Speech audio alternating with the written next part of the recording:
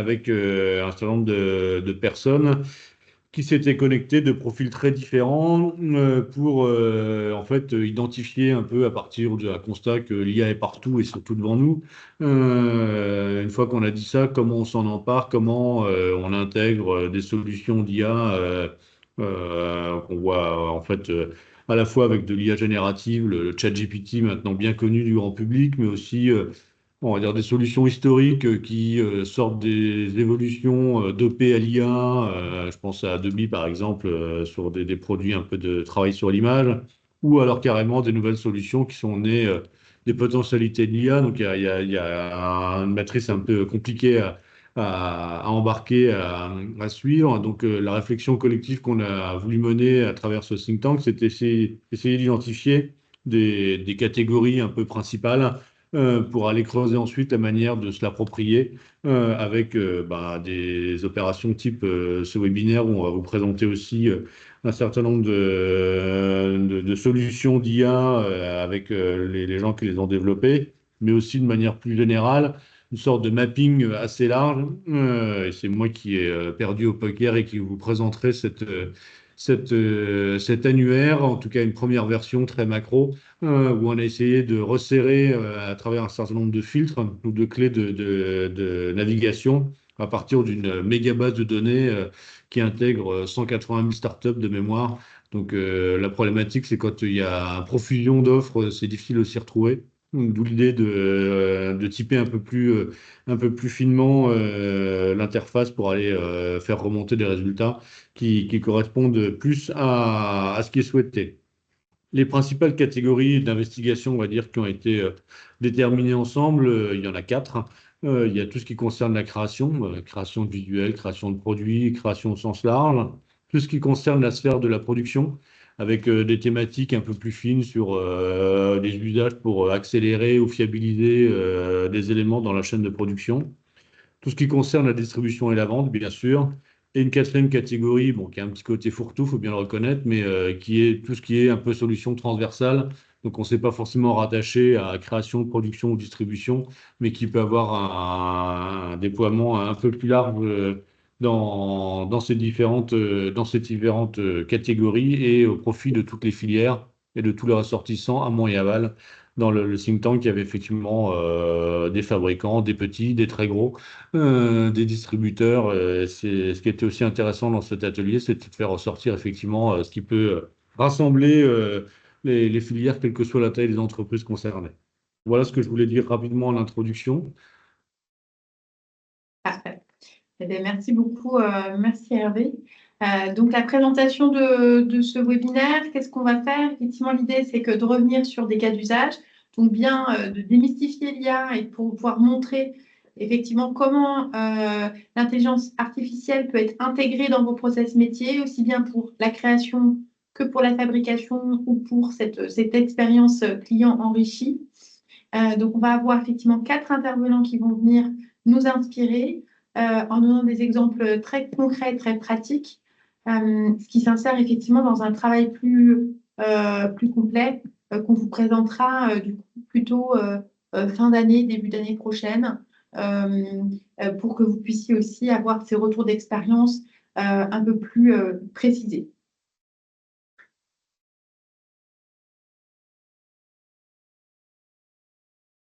Hervé, on vous laisse Alors, la main du coup pour présenter l'annuaire. mais merci. Donc cet exercice tout à fait intéressant. Ah, hop, voilà. Est-ce que tout le monde voit bien mon écran? J'imagine que oui, parce que maintenant je ne vois plus que mon écran.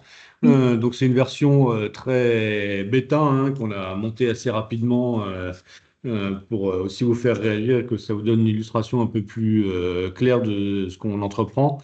Donc on retrouve un certain nombre de thématiques, donc création, on a distingué prototypage, production, distribution, communication, avec un certain nombre déjà de startups qui sont présentes. On peut naviguer un peu, je vais le faire ensuite.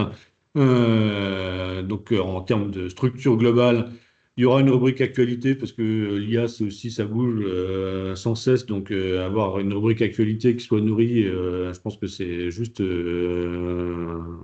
indispensable.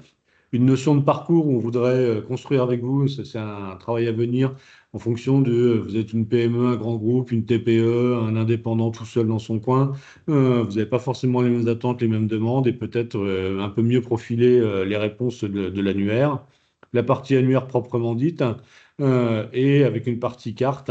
Donc, si on prend la partie création par exemple, là, de base, on retrouve à la fois des grandes solutions, hein, Adobe que j'évoquais tout à l'heure, qui a intégré l'IA dans ses outils initiaux, ou des startups que moi je ne connais pas, hein, on va être très clair.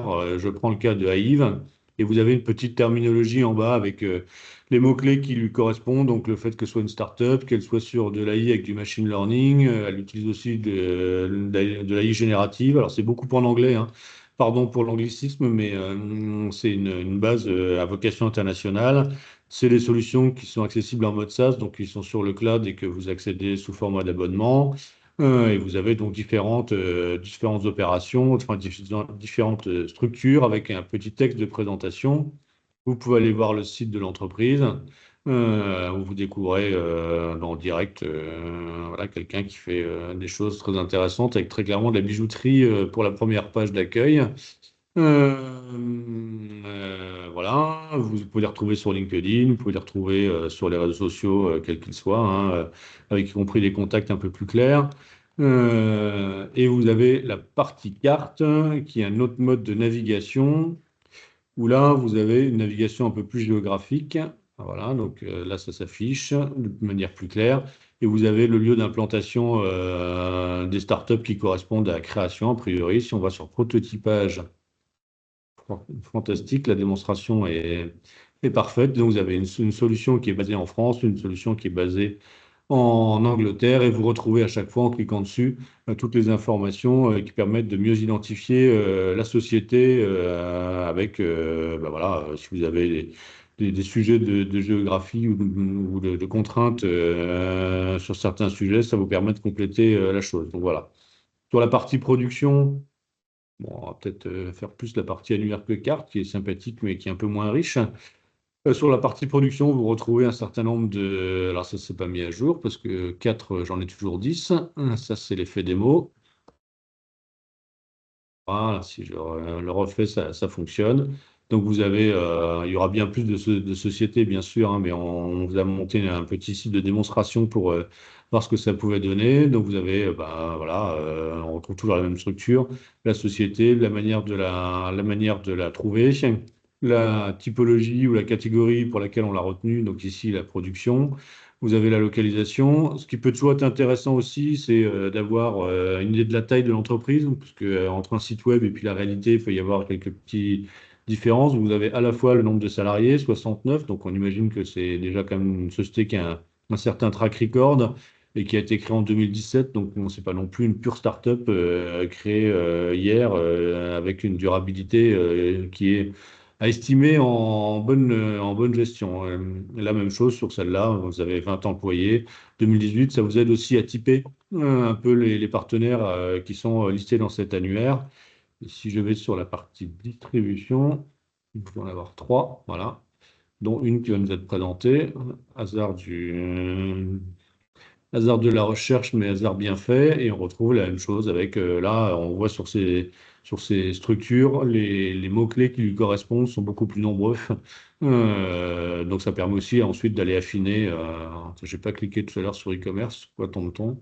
On revient sur la page de départ. Voilà, bon, ça sera amélioré sur la version qui ne sera pas une version démo de test, mais voilà, à grands traits, très rapidement l'annuaire qui sera en ligne et qu'on intégrera normalement dans notre nouvelle extranet qui est en chantier. Donc, vous pourriez accéder de manière assez fluide et le faire mouliner. Et ensuite, bah, c'est un parcours qui vous est proposé, donc vous avez toute liberté pour vous y promener et prendre contact avec telle ou telle entreprise ou faire vous-même votre cheminement à travers cet outil dont l'interface, en tout cas de navigation, est voulue extrêmement simple et extrêmement claire et éviter de vous remonter à chaque recherche. 30 000 renseignements, hein. Vous avez un petit moteur de recherche, je n'ai pas fait la démonstration parce qu'on n'a pas une grande profondeur de recherche. Nous avons un petit moteur qui cherche en langage natif. Je vais une solution avec de l'IA qui fait mon stock en automatique au hasard.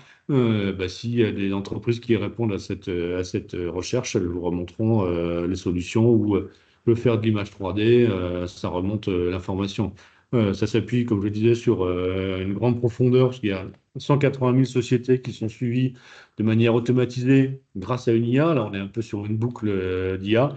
Donc, il y a énormément de sociétés. Il y en a 1000 qui sont plus particulièrement typées sur tout ce qui correspond au champ IA générative, donc avec ce côté interface un peu fluide. Je parle à un petit robot et puis il me répond de manière plus intelligente que les chatbots de première génération. Voilà, donc il y a vraiment une grande profondeur de solutions qui vous sera proposée avec des filtres assez simples et assez voilà, facilement accessibles. Je ne sais pas si vous avez des questions, si vous voulez qu'on refasse un petit tour rapide ou ce premier survol vous incitera à aller dessus. Il y a une question. Est-il possible de les noter et de faire des commentaires sur les sociétés? Les noter, c'est-à-dire mettre une note type 3 étoiles sur 5, 4 étoiles sur 5, ou c'est ça le... Je pense. Oui, c'est ça. A priori non, parce que c'est vraiment une extraction qu'on va faire sur une base de données qui est accessible par plein d'autres acteurs. Donc il y a pas un jugement de valeur parce que vous, l'approche que vous allez voir en tant que bijouterie sur un acteur ou sur l'interface que vous allez avoir n'est pas forcément celle qu'une société différente ou sur un secteur différent aura. Donc nous, on n'intervient pas dans la structure de la base de données qui ne nous appartient pas, mais uniquement sur la partie interface. Donc nous, on n'a pas prévu de notation particulière à ce stade. Mais si le besoin s'en fait sentir, on pourra essayer d'évaluer ça et enrichir l'interface. Pas sûr que ce soit très simple, mais voilà. OK. Et on essaiera d'en faire.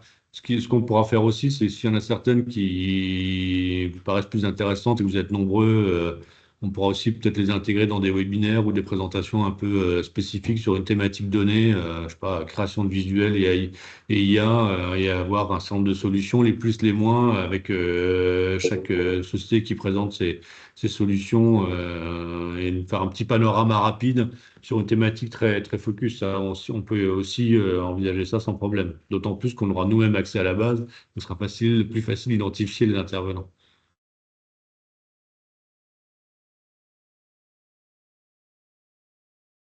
Y a-t-il d'autres questions sur cette base ou sur la démarche?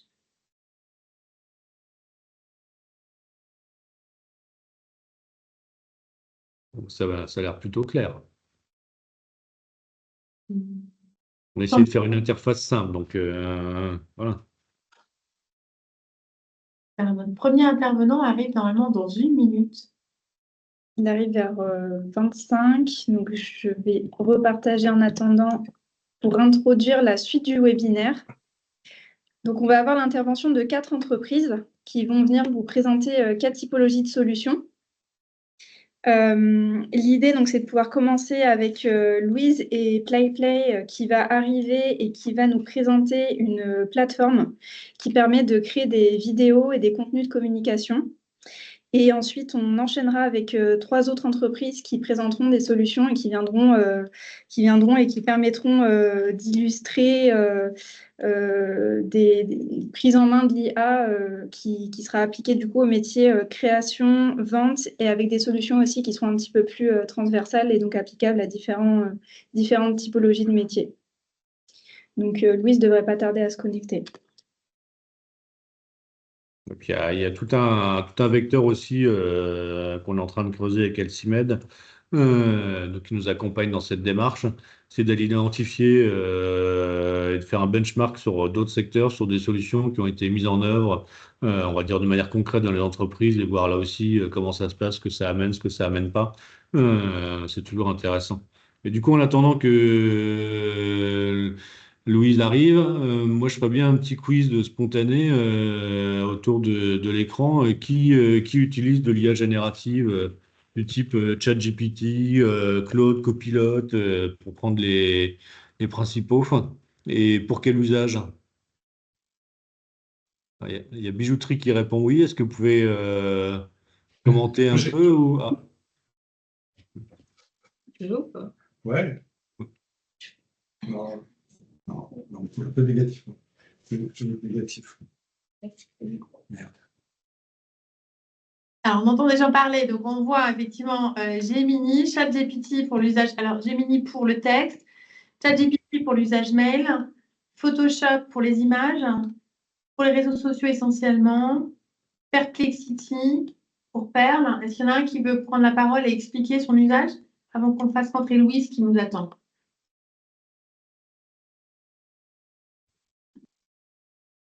En tout cas, on prend bonne note. Bonjour. Oui, allez-y. Oui, en fait, moi, j'utilise donc beaucoup Gemini parce qu'en fait, c'est la solution développée par Google. Aussi parce que en fait, pour moi, Google et donc enfin, ça permet d'être mieux référencé en termes de SEO. Et grâce à l'utilisation de Gemini, je pense que quand même, à terme, ils vont mieux référencer ce qui est créé par Gemini que sur les autres moteurs d'IA. Et c'est pour ça qu'en fait, là, j'ai fait l'exercice. Et pour, par exemple, si vous tapez bijoux responsable, Emily Emily in Paris saison 4, bien écoutez, vous tombez sur moi et je suis en deuxième position. Donc, c'est pour ça, je pense que c'est vraiment important de travailler bien son SEO avec ChatGPT ou moi, et surtout avec Gemini. Voilà. Super. OK. Donc, référencement. Est-ce que quelqu'un d'autre veut prendre la parole? Peut-être l'utilisation de Perplexity, par exemple, cet outil qui est peut-être moins connu. Antoine? Oui, bonjour. Vous m'entendez? oui. Oui, bah alors Perplexity, à la différence de tous les autres outils, mis à part sur la génération d'images qu'on peut avoir aussi, a l'avantage de plugger un GPT 4o, un Claude, enfin tous les différents modèles ou tous les différents LLM, et ne pas s'arrêter seulement à de la recherche historique, mais d'utiliser ces modèles-là avec de la recherche active, c'est-à-dire quand vous allez poser une question à Perplexity, il va aller lui-même rechercher dans des moteurs de recherche tels Google ou autres, et va s'appuyer aussi sur sa connaissance interne avec les différents modèles qu'on peut choisir, et donc pour fournir une réponse. Et les réponses sont extrêmement plus structurées, extrêmement plus pertinentes que des réponses classiques sur un chat GPT ou sur un Claude 3. OK. Merci pour ce retour d'expérience. Et ben, du coup, on vous propose de passer peut-être à l'intervention donc, de Louise de PlayPlay qui nous a rejoint. Bonjour à tous. Parfait. Et du coup, on va vous laisser la parole pour nous présenter effectivement votre solution. Vous avez un document à partager? Oui. Alors, on vous laisse partager. Normalement, vous pouvez le faire vous-même. Oui, je Voilà. pense que je peux prendre la main. Alors, Très bien. Vous avez 10 minutes pour la présentation et ensuite, il y aura 10 minutes de questions-réponses. parfait. Est-ce que vous voyez bien mon écran? Que je ne Tout à parle pas dans le vide. Super. Ouais. Alors, bonjour à tous. Donc, aujourd'hui, je suis venue vous parler de PlayPlay et donc de comment notre outil pourrait vous aider à produire plus et plus efficacement de contenu vidéo. Mais avant ça, je voulais vous parler juste très rapidement de notre histoire pour un petit peu contextualiser. Donc, nous, on est une société française qui a été fondée il y a 7 ans de ça par 3 anciens d'Eurosport. Ils travaillaient tous les 3 aux réseaux sociaux et ils se sont rendus compte que la vidéo était le contenu qui fonctionnait le mieux. Et pas seulement aux réseaux sociaux, c'est vrai dans tous les départements de l'entreprise. On a vu la vidéo émerger beaucoup en communication interne, en communication RSE, en ressources humaines, en formation. On voit même aujourd'hui des commerciaux qui font des vidéos pour mieux convertir. Et donc, en partant du constat que la vidéo était le contenu qui fonctionnait le mieux et qu'elle était partout, ils se sont aussi rendus compte que c'était le contenu qui était le plus difficile à produire. Si on choisit de produire ces vidéos en interne avec des outils de montage classiques type Premiere Pro, Final Cut, After Effects, qui sont un peu les outils historiques de montage, c'est des outils qui demandent un gros niveau de technicité. pour réussir à avoir un rendu vidéo qualitatif. Et quand bien même on réussit à les maîtriser, ça demande énormément de temps. Donc, c'est très chronophage. Et si on choisit du coup d'externaliser sa production de contenu vidéo, c'est un contenu qui coûte extrêmement cher. Et même au niveau de la flexibilité, ils ne s'y retrouvaient pas forcément. Donc, ils se sont dit qu'il y avait un peu un trou dans la raquette sur le secteur de la création de contenu vidéo. Et c'est comme ça, du coup, qu'est née l'idée de PlayPlay avec la volonté, du coup, de rendre autonomes les entreprises dans leur production de contenu vidéo, mais avec quand même un rendu qualité agence. Donc, la question, évidemment, c'est comment? Donc, aujourd'hui, sur PlayPlay, vous allez avoir 2 parcours pour créer vos vidéos qui sont bien distincts. Le premier, du coup, ça va être la vidéo sans montage grâce à l'intelligence artificielle et ça va évidemment être le cœur de ma présentation parce que c'est le thème principal aujourd'hui. Mais je voulais quand même rapidement vous parler aussi du studio de création, donc vraiment de montage sur PlayPlay. Ce studio, il va vous permettre d'avoir accès notamment à plus de 300 modèles de vidéos pour vous inspirer et vous faire gagner du temps. Donc, il va y avoir des modèles de vidéos, d'événementiels, de formations, d'interviews, de présentations produits. Les cas d'usage en vidéo sont illimités. Ces modèles, une fois que vous les sélectionnez, vous allez pouvoir rentrer du coup dans ce studio de création qui est du coup dans une interface qui est ergonomique. L'idée, ça va vraiment être de permettre à des personnes qui n'ont jamais fait de montage vidéo de produire facilement et rapidement de la vidéo, aussi bien qu'à des monteurs professionnels qui vont utiliser PlayPlay en parallèle pour gagner du temps et automatiser la production d'une partie de leur contenu vidéo. Ce studio, il va lui aussi être soutenu par des fonctionnalités IA qu'on est venu intégrer avec le temps. Donc, vous allez avoir du sous-titrage automatique, de la traduction de sous-titres automatiques, de la génération de voix off par IA et on a encore plein de choses qui arrivent avec notamment le nettoyage de l'audio qui sera là d'ici la fin de l'année. Mais évidemment, la brique principale en termes d'IA, ça va être ce parcours de création de vidéos sans montage. L'idée, c'est que notre ambition, ça a toujours été de réduire le temps de création d'une vidéo. Donc déjà, avec l'apparition de PlayPlay, on voit qu'on a divisé considérablement le temps de création et on a l'ambition que grâce à l'IA, on vienne encore diviser ce temps de montage pour permettre de mieux produire et plus produire vos vidéos. Pour ce faire, on a donc créé un assistant de création de vidéos par IA. Cet assistant, il va se baser sur 3 types de ressources différentes. La première, ça va être ce qu'on appelle du texte to vidéo. Donc, vous allez pouvoir écrire un prompt comme vous le feriez pour une agence de communication ou un prestataire et demander à l'IA en un clic de créer la vidéo sur la base de votre prompt. Deuxième solution, ça va être sur la base d'URL. Donc, vous allez pouvoir mettre, par exemple, le lien d'un article. Je vous ai entendu parler quand je suis rentrée de référencement. Et les vidéos dans les articles pour les blogs, c'est devenu de plus en plus important. Et ça prendrait un temps monstre de venir rajouter des vidéos sur chacun des articles que vous avez aujourd'hui sur votre blog. Là, vous allez pouvoir mettre simplement le lien de l'article et demander à l'IA de vous créer une vidéo que vous allez ensuite pouvoir venir imbriquer. Dernière option, ça va être sur la base de documents. Donc là, les possibilités sont illimitées.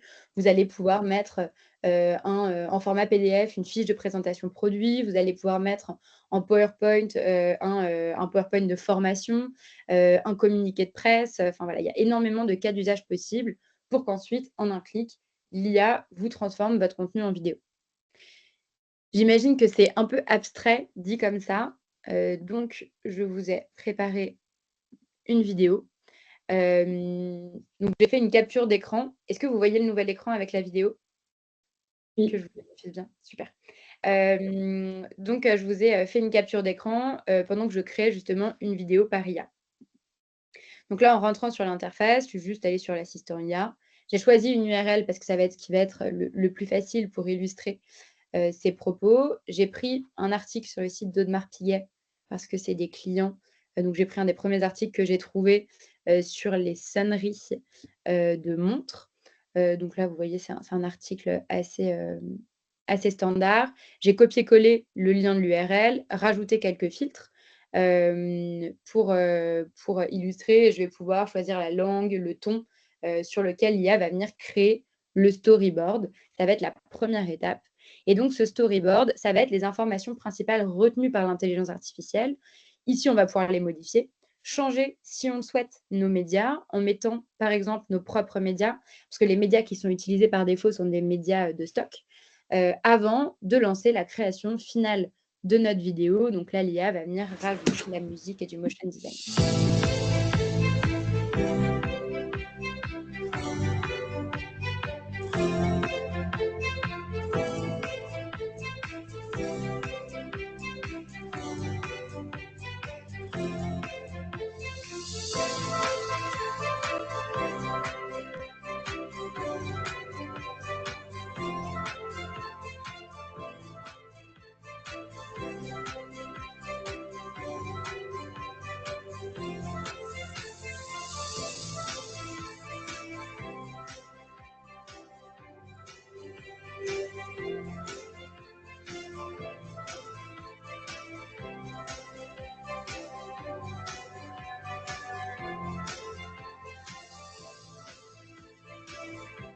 Une fois qu'on a fini cette vidéo, on va pouvoir soit la générer, soit venir la modifier. Donc là, on rentre dans le studio de création et on va pouvoir utiliser du coup ce squelette de vidéo qui nous aura été créé en 2 clics par l'IA pour venir modifier les médias, par exemple en mettant ses propres médias, venir changer des éléments de texte, des animations, si elles nous plaisent plus ou moins, et vraiment construire sa vidéo finale.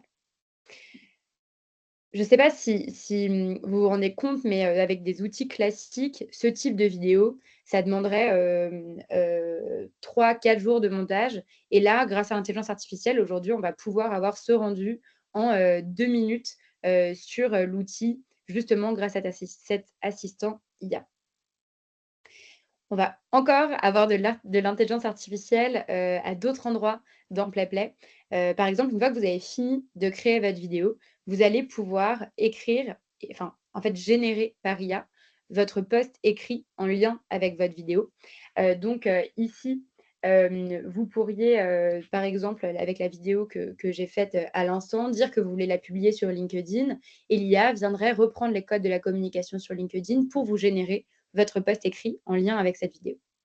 Vous pourriez aussi traduire automatiquement vos contenus grâce à l'intelligence artificielle. Donc là, ma vidéo a été faite en français. Je pourrais lui dire « duplique-la moi en français », duplique-la moi en anglais, en espagnol, pour avoir ensuite les vidéos en 3 langues différentes et tous les contenus écrits vont être traduits. L'idée, c'est pas de faire de l'IA pour faire de l'IA. Aujourd'hui, on travaille avec 80% du CAC 40, avec les ministères français. Donc, on a évidemment une approche très sécurisée de l'IA. On ne fait pas d'IA nous-mêmes, on sélectionne des prestataires, mais avec évidemment des critères de sélection qui sont très stricts dans le traitement des données. On a des prestataires au maximum qui gardent les données en Europe. Et on a une approche complètement transparente. Donc, on peut évidemment vous fournir la liste des prestataires qu'on utilise, où sont les données, etc., etc. Cette approche sécurisée, elle n'est pas uniquement sur l'IA. PlayPlay, c'est aussi un outil de gouvernance des contenus. Donc, l'idée, ça va être de vous permettre de mieux contrôler comment sont produits les vidéos en interne, avec, par exemple, un système pour bloquer votre charte graphique, créer un système de validation avant qu'une vidéo soit diffusée pour pas qu'elle soit diffusable n'importe comment. Donc, l'idée, ça va être de permettre à tout le monde de faire de la vidéo, mais pas n'importe comment.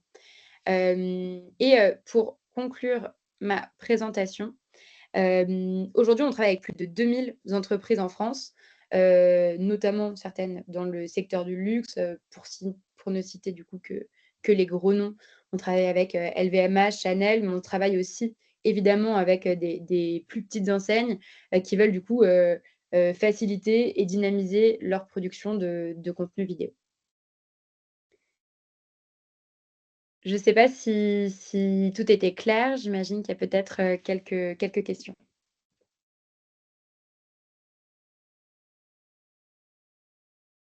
Donc, on a des questions dans le chat. Anne-Sophie, a-t-on accès à ce service gratuitement? Non. On a un service qui est payant. Donc, on va fonctionner sous forme de licence. Donc, ça va dépendre du nombre de personnes qui ont accès à l'outil et du niveau d'accompagnement. Parce qu'on a aussi tout un service d'accompagnement avec PlayPlay, avec un chargé de compte qui vous forme et qui accompagne les équipes dans leur production de contenu.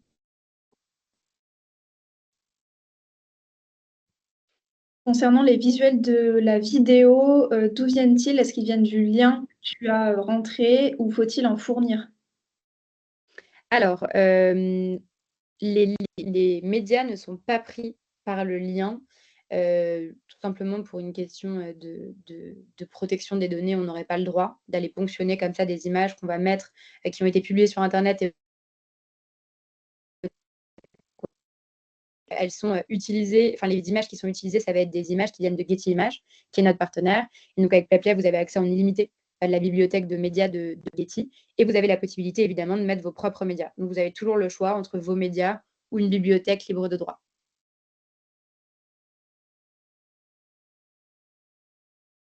Est-ce qu'il est possible de montrer une vidéo qui a été faite par l'un de vos clients, type Chanel ou LVMH? Alors, je n'en ai pas sous la main et à vrai dire, avant de diffuser des vidéos, on doit évidemment avoir, leur accord. Après, si certains d'entre vous, sont intéressés, évidemment, on peut se contacter après cette présentation et moi, je pourrais leur demander leur accord pour vous en diffuser et vous en montrer. Parce que je sais que, par exemple, Chanel, ils nous utilisent beaucoup, pour la formation et la communication interne. Donc ça, par exemple, c'est des vidéos qu'on n'aurait pas le droit de diffuser. Et LVMH, on a des vidéos sur les réseaux sociaux, donc qu'on devrait pouvoir. Je ne les ai pas là tout de suite sous la main. Peut-on avoir une estimation du coût, par exemple, sans accompagnement, l'accès pour une personne? Alors, on ne va pas avoir l'accès pour une personne n'existe pas aujourd'hui chez PlayPlay, tout simplement parce qu'on n'a jamais une seule personne dans une entreprise qui a besoin de produire du contenu vidéo. Comme je l'ai un petit peu dit en introduction, on va avoir plein de départements d'une entreprise qui vont être concernés. Donc, on va avoir un pack d'entrée qui permet d'équiper jusqu'à 3 personnes à l'outil. Et donc, ces personnes, elles vont pouvoir faire des vidéos en illimité. Elles vont avoir accès, du coup, à Getty Images. Et avec un accompagnement moyen, on va être à 12 000 € par an avec un engagement de 24 mois. Après, on a aussi dans certains groupes, certaines entités, des prix qui sont négociés en fonction du nombre d'utilisateurs, parce que le prix est dégressif. Donc, si certaines de vos entreprises travaillent déjà avec PlayPlay, peut-être que vous avez des contrats cadres et auquel cas, ça ne va pas être les mêmes prix forcément.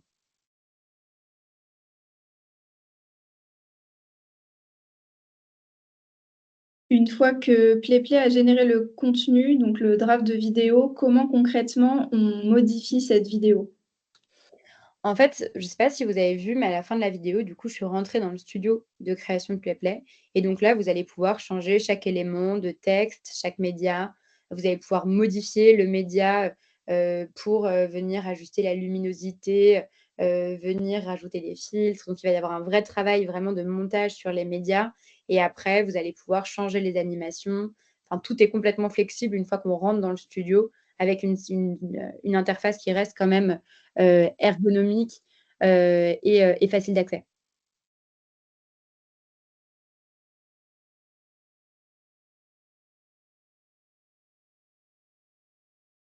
Je ne sais pas s'il y avait d'autres questions? Tu viens en partie d'y répondre, mais quand tu modifies ensuite ce draft, est-ce que c'est intuitif, simple? Est-ce qu'il y a besoin d'une formation ou d'une montée en compétences?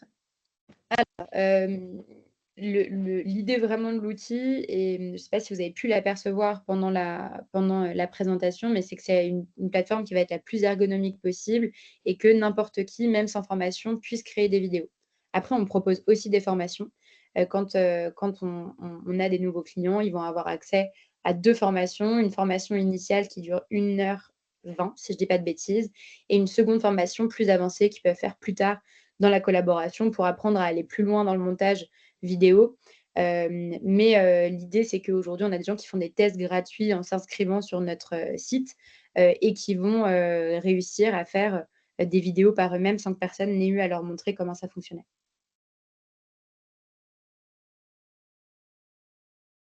Est-ce qu'il y a d'autres questions? Et Anne-Sophie Boitel, du coup, qui précise « Je suis intéressée » et qui est intéressée, du coup, pour être mise en contact par la suite. Super. Je ne sais pas comment ça se passe, Clara, dans ces cas-là. Est-ce que... On va envoyer, en fait, si vous êtes d'accord, on va envoyer les coordonnées des intervenants aux personnes qui ont assisté au webinaire. Et donc, ils pourront directement vous contacter. Super. Voilà. Parfait. Parfait. Et puis moi, comme ça, je pourrais faire une présentation pour ceux que ça intéresse plus complète de l'outil en rentrant justement dans comment on modifie sa vidéo pour que ça soit plus concret. Très bien. Parfait. Eh bien, merci beaucoup. Merci à vous pour vos questions et votre attention. Et puis, je vous souhaite à tous une excellente journée. Merci beaucoup. Au revoir. Merci. Au revoir. Au revoir. Au revoir.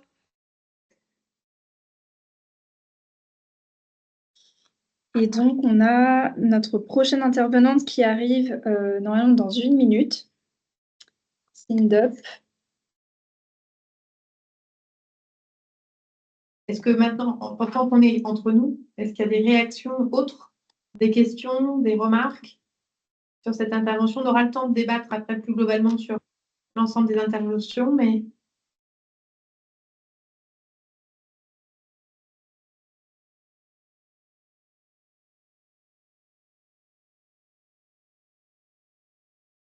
Sinon, on va introduire l'intervenant suivant. Clara, je te laisse faire. Donc, Cindup avec Marie qui va venir vous présenter la solution. C'est une plateforme de veille stratégique. Donc, elle permet de surveiller, d'analyser des informations essentielles. Donc, veille concurrentielle, veille réglementaire, par exemple.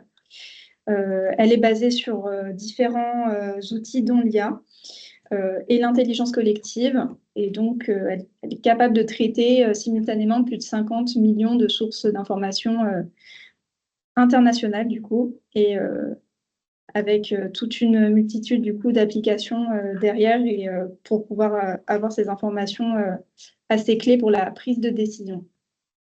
Alors, Marie est rentrée, il me semble. Exactement. Bonjour tout le monde. Bonjour, merci d'être là. Et du coup, on va vous laisser partager votre écran. Alors, vous avez la main. Sur ma présentation. Hop. C'est parfait. On vous écoute. C'est bon. Super. Eh bien, bonjour à toutes et tous. Merci de me donner la possibilité de vous parler de Cindup aujourd'hui. Dans le déroulé, je vais présenter quelques éléments de notre solution et puis ensuite on laissera un temps de questions-réponses. Mais n'hésitez pas, si jamais il y a des choses qui ne sont pas claires, à intervenir si vous le souhaitez, malgré tout en même temps. Voilà, même si normalement 10 minutes, ça passe vite et qu'après, vous pourrez m'interroger si vous le souhaitez.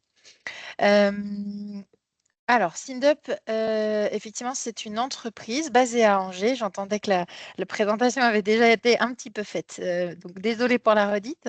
On est 20 collaborateurs chez Cindup et on travaille auprès de clients pour les aider à structurer leur information et leur permettre d'en tirer le meilleur pour prendre les bonnes décisions stratégiques pour leurs organisations.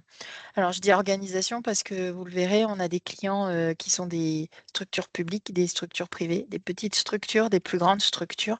La veille stratégique, ça s'adresse à tous. L'entreprise existe depuis 2005.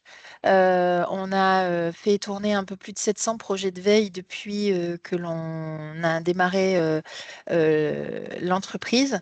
Et finalement, c'est ce qui nous a permis dans cette expérience-là eh bien, de pouvoir déployer une méthode qui aide les structures et les organisations à bien définir les échelons qui seront nécessaires pour réussir à mettre en place le dispositif Je vais simplement faire un petit focus sur la veille stratégique. Je parle aussi d'intelligence économique. Finalement, c'est vraiment être à l'écoute des signaux faibles et des signaux forts de son marché, de ses concurrents, de manière à pouvoir prendre bien les bonnes directions ou pouvoir anticiper finalement des risques, de pouvoir détecter des opportunités. Et vous allez le voir, la veille, elle se situe vraiment partout. Ce qu'on va aussi évoquer ensemble, c'est effectivement comment l'IA aujourd'hui, à travers un outil, peut être un levier supplémentaire pour être efficace, un gain de temps, puisque je vous montrerai, je vous expliquerai un petit peu là où il y a un humain dans le dispositif, là où on est plutôt pour s'adosser à des technologies IA. Et effectivement, je l'entendais en arrivant, de baser aussi tout son dispositif sur de l'intelligence collective, de manière à pouvoir être tous ensemble dans la même direction. Donc, je le disais, cette méthode a été éprouvée hein, depuis 2009. On a commencé à commercialiser la plateforme. On a différents projets et désormais, on sait vraiment mettre cette expérience au service de la réussite de nos clients. Ça va se faire par le biais d'une plateforme de veille. Ça, c'est ce que vraiment ce sur quoi on va faire le focus cet après-midi, qui est un outil en SaaS qui permet de récupérer des informations clés, associées à des prestations évidemment. Et puis, ça peut être aussi, à un moment donné, d'arriver sur du service, de la veille clé en main. C'est aussi une possibilité. On se base évidemment sur notre outil pour formuler le service clé en main.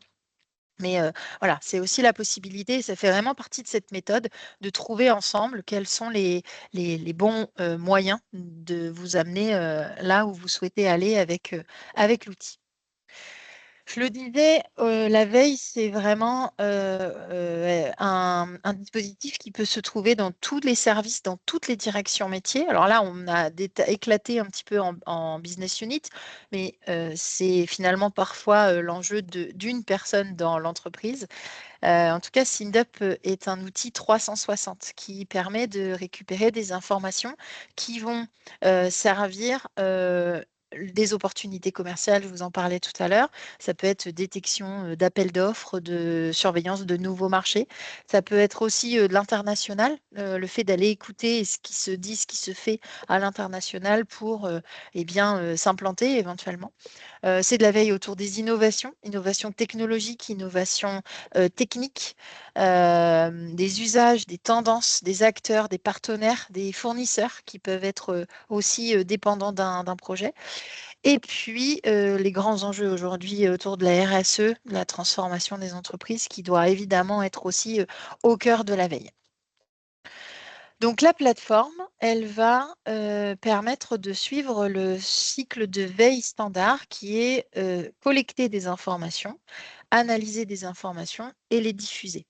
On parle de veille à partir du moment où ce cycle est itératif, c'est-à-dire où peut-être vous en faites déjà un petit peu à votre niveau, voire même beaucoup, hein, ça dépend des organisations, des structures, mais c'est effectivement automatiser un dispositif qui permet de collecter de l'info, de l'analyser et de la diffuser. Donc la collecte, elle se base sur des moteurs qui vont aller regarder des sources web, des sources ouvertes, des sites de presse, des sites institutionnels, des sites d'entreprise, des portails d'associations, éventuellement des réseaux sociaux également qui peuvent être intégrés. On peut aussi récupérer des informations derrière des abonnements spécifiques que vous pourriez avoir. Tout cela dans le respect des droits d'auteur et des droits de redistribution, qui pour nous sont des enjeux extrêmement importants.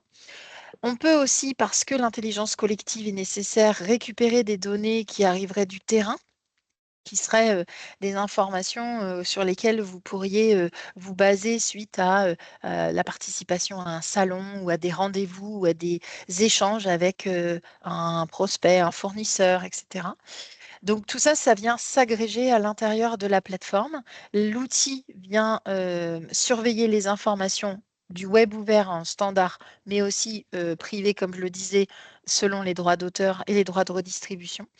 Et c'est une information qui va être au fil de l'eau. C'est-à-dire que dès qu'il y a des nouvelles publications, eh bien, la plateforme va venir s'agréger des nouveaux contenus. Ensuite, il y a l'analyse de l'information. Cette analyse, elle va être et manuelle et liée à des outils d'IA. Ça, je vais vous le présenter juste après.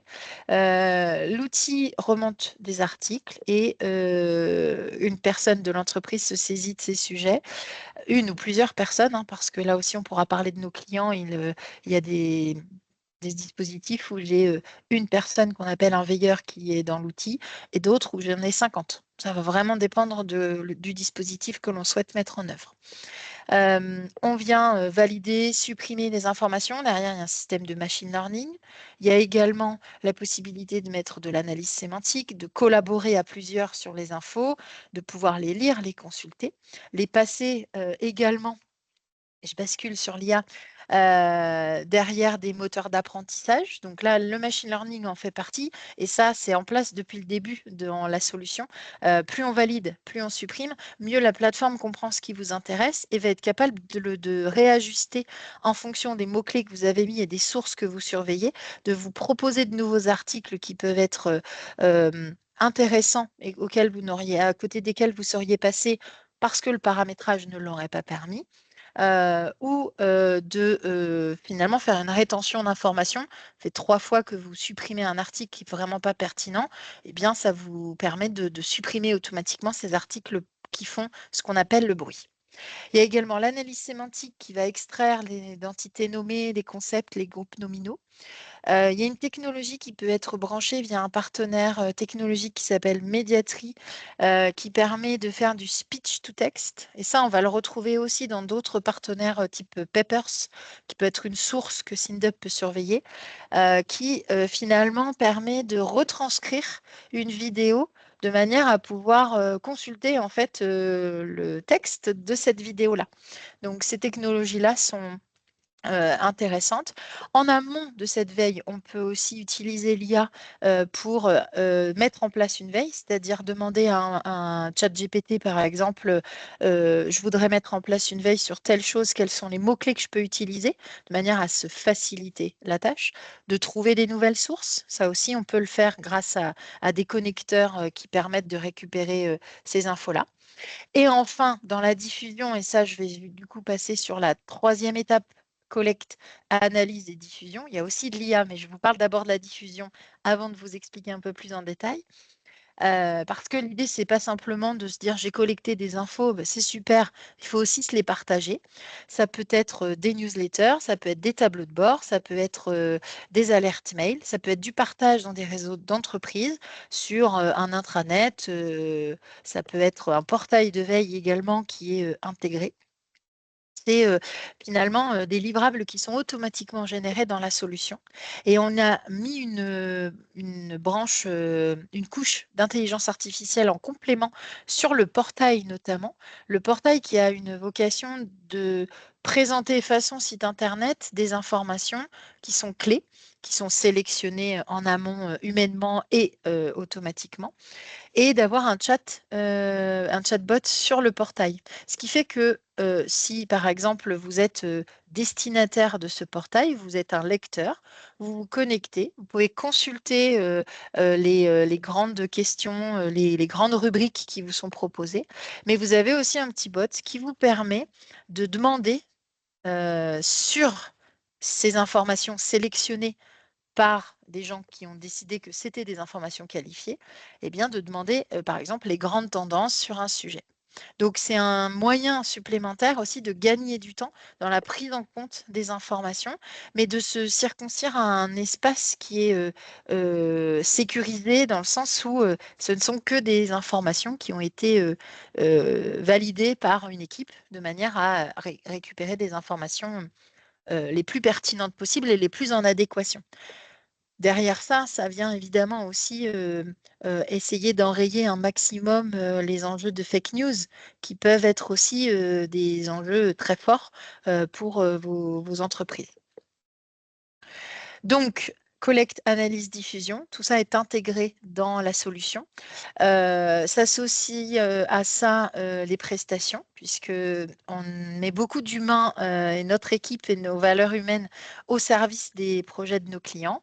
On vient définir avec vous s'il faut des formations, s'il y a déjà des choses en place, comment on les récupère. Et c'est pas forcément de récupérer des informations d'un dispositif avec un outil d'un confrère. Ça peut être d'une démarche qui est déjà amorcée. Ça peut être, vous avez isolé dans un fichier Excel des liens extrêmement importants. Vous avez un document dans des dossiers dans votre ordinateur où vous avez mis tous les articles que vous avez trouvés intéressants. Vous rédigez des choses. On vient reprendre tout ça et essayer de modéliser pour automatiser le dispositif de veille. Et puis, je vous ai mis aussi quelques exemples de livrables clés en main qui vont permettre de pouvoir voir un petit peu le type de rendu qui vont pouvoir être faits. Et puis, je termine par les références clients. Alors, tous les clients ne sont pas présents sur cette slide-là. On a des accords de confidentialité avec certains, notamment dans le domaine du luxe, où je n'ai pas le droit de citer les clients utilisateurs. Je me doute que vous comprenez aisément leur position. Mais voilà, tout type de structure, des plus grandes, des plus petits. Et j'ai clairement fait exploser le timing, mais presque il va vous rester un petit peu de 5 minutes pour pouvoir me poser vos questions si vous en avez. J'espère que j'ai été claire dans ce que je vous ai présenté.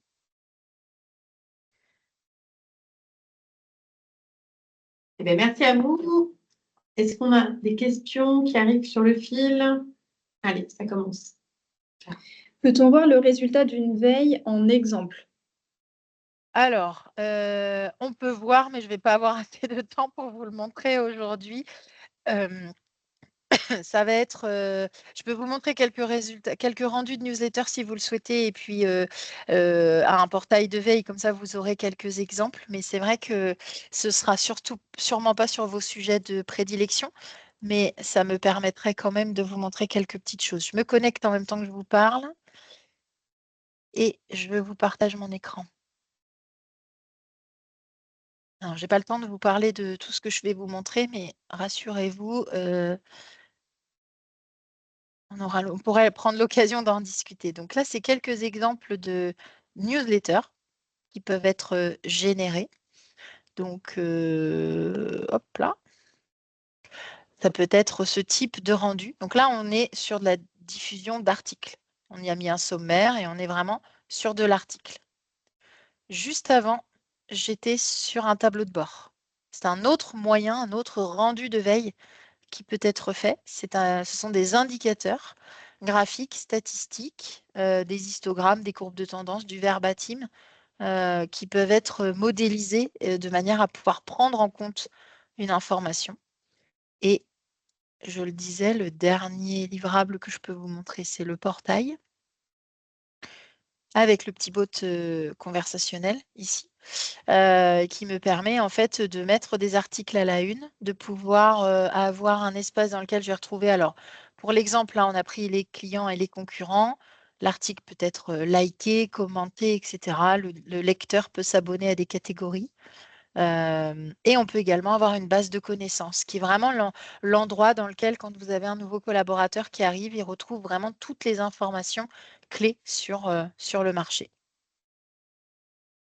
Est-ce que ça répond à votre question? Je pense qu'effectivement, ça répond bien à ma question. Je réponds pour celui qui ne répond pas. Dans ce cas, merci d'avoir partagé ces éléments. Est-ce qu'il y a d'autres questions sur cette présentation et sur l'outil qu'on vient de voir, sur ce portail? Alors, idéalement, une petite présentation dans le monde de la joaillerie aurait été top. Oui, écoutez, ce sera peut-être l'occasion d'un échange en one-to-one. Oui. On donnera effectivement les coordonnées de Marie pour que vous puissiez la contacter directement et puis avoir peut-être plus d'informations Sur votre secteur, mais c'est vrai qu'effectivement, c'est un secteur qui est très, très vaste et très large. Et je ne me suis pas aventurée à vous faire un exemple parce que j'ai une chance sur 450 000 de faire quelque chose qui va vous plaire tout de suite. Donc autant partir sur un sujet qui n'a absolument rien à voir, quitte à créer un peu de frustration, je l'entends, mais malheureusement, c'est plus stratégique qu'autre chose. Je ne suis pas dans votre milieu et j'ai besoin qu'on se connaisse un petit peu plus pour pouvoir faire encore plus personnalisé, mais par contre, on sait le faire. Donc, effectivement, en one-to-one, ce sera avec plaisir. D'accord. Donc, vous n'avez jamais travaillé avec des acteurs de la joaillerie, de l'horlogerie ou du linge de la table? Alors, Jamais. on a déjà travaillé et on travaille avec des acteurs du luxe, de la joaillerie, de l'horlogerie, mais que je ne peux pas citer, basés en Suisse pour certains, basés à Paris également pour d'autres. Mais voilà, c'est compliqué de vous en parler sans avoir le droit de dire grand-chose, donc il vaut mieux que je m'arrête là.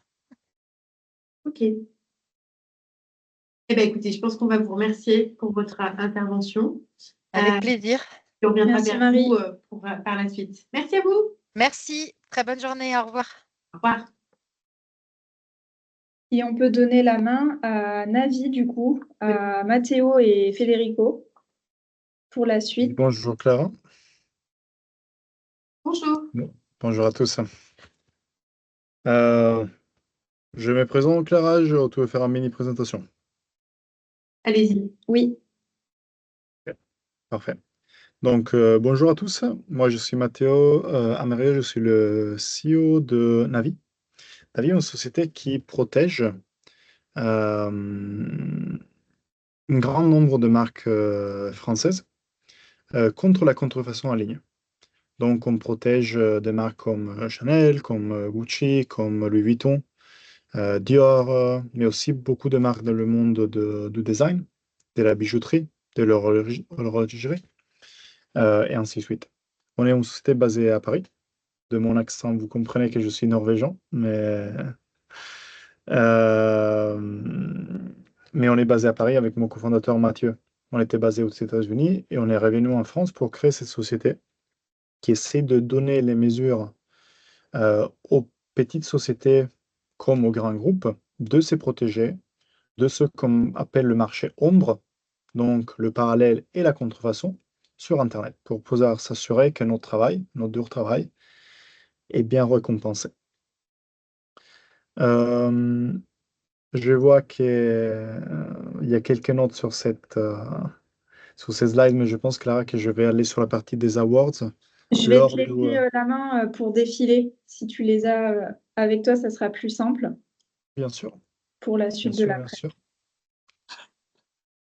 Donc, enchanté de rencontrer tout le monde et enchanté de vous revoir avec Marion. J'imagine qu'il y a peut-être aussi d'autres personnes de votre équipe. Donc, bonjour à tout le monde et bonjour aussi toutes les marques qui sont présentes lors de cet appel. Donc, est-ce que vous voyez mon écran? Oui. Parfait. Très rapidement sur Navi et l'histoire de la société. Société créée aux États-Unis sur le campus de Stanford en 2019 avec mon cofondateur Mathieu qui est, comme beaucoup d'autres en Californie, était un ingénieur français qui était allé finir ses études de l'autre côté de l'océan. Et avec lui, pendant qu'on était aux États-Unis, on s'est rendu compte qu'il y avait un grand problème sur Internet, que c'était que les marques n'avaient pas forcément une bonne compréhension de leur distribution en ligne. Internet est un endroit de grande opportunité, mais aussi énorme, un endroit énorme. Donc, il y a énormément de plateformes de vente, énormément de réseaux sociaux. Et c'est très difficile pour les marques, mais aussi pour les plateformes, de savoir tout ce qui se passe par rapport à leurs produits en ligne. Et fort de cette insight, de cette idée, on commence un travail d'un an et demi pour construire la technologie core de Navi, basée sur le travail qu'on faisait auparavant lié à la recherche en intelligence artificielle. Et donc, on passe un an et demi pour commencer à construire les bases de ce qui serait devenu Navi. Et après un an et demi, on commence à présenter au marché notre technologie et on gagne une série de prix à Paris, dont les Innovation Awards d'LVMH côté intelligence artificielle et une série d'autres reconnaissances, soit du marché du luxe, de l'horlogerie, de la bijouterie, etc., soit plutôt côté French Tech. Donc, on est installé à Paris à cette époque. On commence à construire la technologie. En 2021, on finit de construire la technologie et on commence à travailler avec 3 marques principales qui sont Chanel, Louis Vuitton et Gucci, qui sont encore aujourd'hui notre premier et principaux clients. 3 ans plus tard, Navi aujourd'hui, c'est 70 personnes, une centaine de marques protégées dans le monde. Et on a été élu l'année dernière par l'Association internationale des trademarks comme la meilleure solution startup dans le monde de l'IP, de la propriété intellectuelle. L'une des grandes fiertés de la société, outre le fait d'être la plus grande société française dans ce milieu, et la deuxième en Europe, c'est le fait qu'on a du début essayé de construire la technologie avec un fort focus sur la technologie. Donc, on n'est pas des experts du milieu, même si après 6 ans, là, on commence à en comprendre pas mal.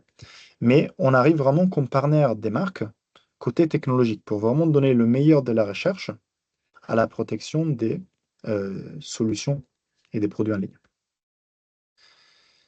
C'est quoi la grande problématique dans le monde de la lutte à la contrefaçon? Jusqu'au moment qu'on a commencé à travailler sur ces sujets, le marché, c'était un marché de location d'analystes, donc de modérateurs. Vous travaillez avec une société, et la société, concrètement, avait un nombre d'analystes de personnes, en Inde, aux Philippines, en Ukraine, n'importe où, le salaire permettait de créer des grandes équipes à faible coût.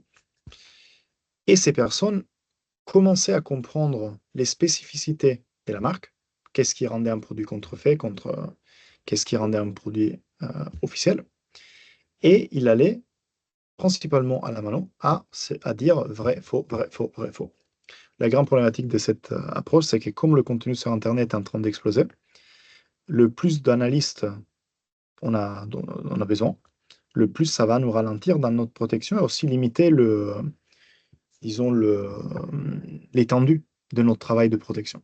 Donc nous, du début, on a voulu prendre une approche technologique pour réduire cette dépendance. Il y a toujours des personnes et des analystes côté Navi pour s'assurer que le travail soit fait de qualité parfaite, mais disons très fortement poussé par la technologie. 3 points très rapides pour faire une très bonne stratégie anti-contrefaçon pour vos marques. Il faut avoir 3 éléments principaux. Il faut savoir trouver le contenu sur Internet, qui est très difficile, parce que sinon, si on ne sait pas où sont les produits vendus, on part mal. Après, il faut, avec ce que nous on appelle la partie de enrichissement, il faut savoir les qualifier. Est-ce que c'est du vrai? Est-ce que c'est du faux? Et finalement, sur la base des résultats et de l'analyse de ces résultats, il faut prendre des actions pour faire retirer le contenu, faire fermer les sites, lancer une investigation avec des avocats, ou n'importe quel type d'action on veut prendre à ces moments. L'approche historique et typique de lutte à la contrefaçon était une approche par mots-clés. Je vous donne un exemple très bête et méchant de qu'est-ce que ça veut dire. Vous voulez protéger Chanel, vous voulez chercher des contenus Chanel, vous allez sur Amazon, vous écrivez sac Chanel, vous cherchez et vous espérez trouver des contenus. Heureusement, on les protège bien, donc il n'y a rien. Mais globalement, le problème de cette approche, c'est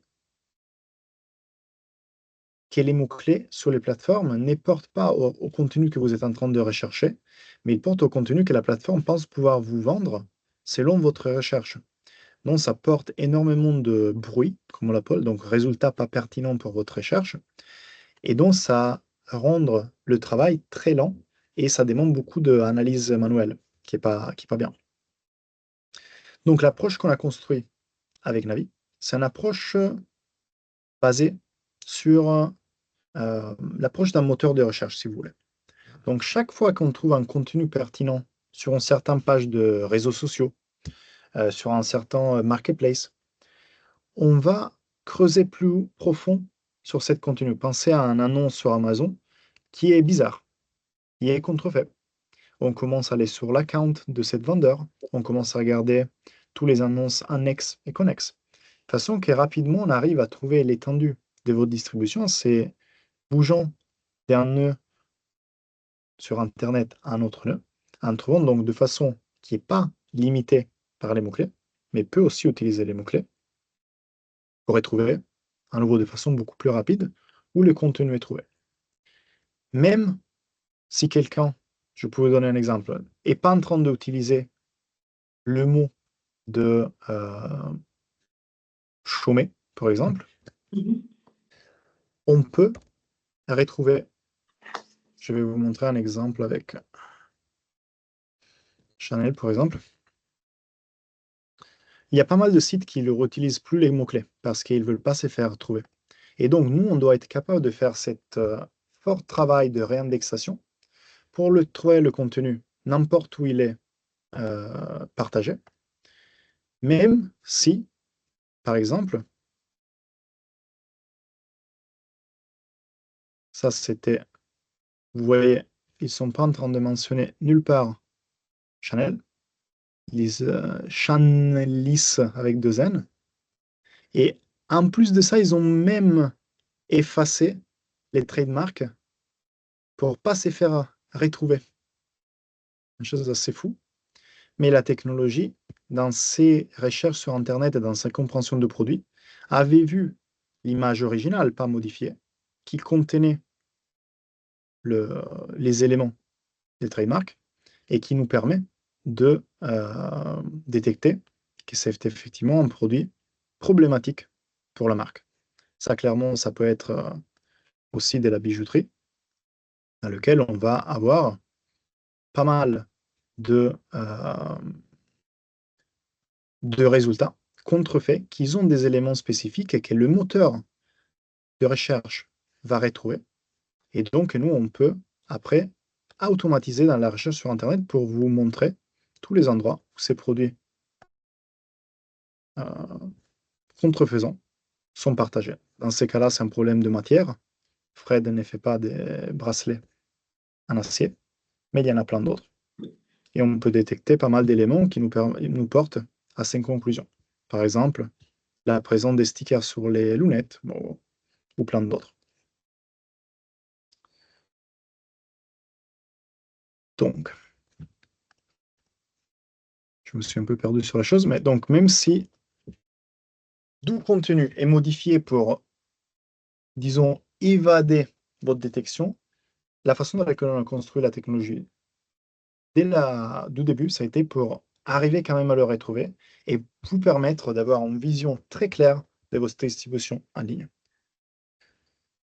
Ça, c'est techniquement comment la technologie comprend le contenu. Le contenu qui nous intéresse est principalement divisé en 3 parties. Le texte, le contexte, réputation du vendeur, le prix par rapport à un certain SKU, certains produits, mais également l'image. Donc, il faut qu'on arrive à segmenter l'image dans tous ces petits composants, trouver le logo enregistré, détecter le modèle, voir le background.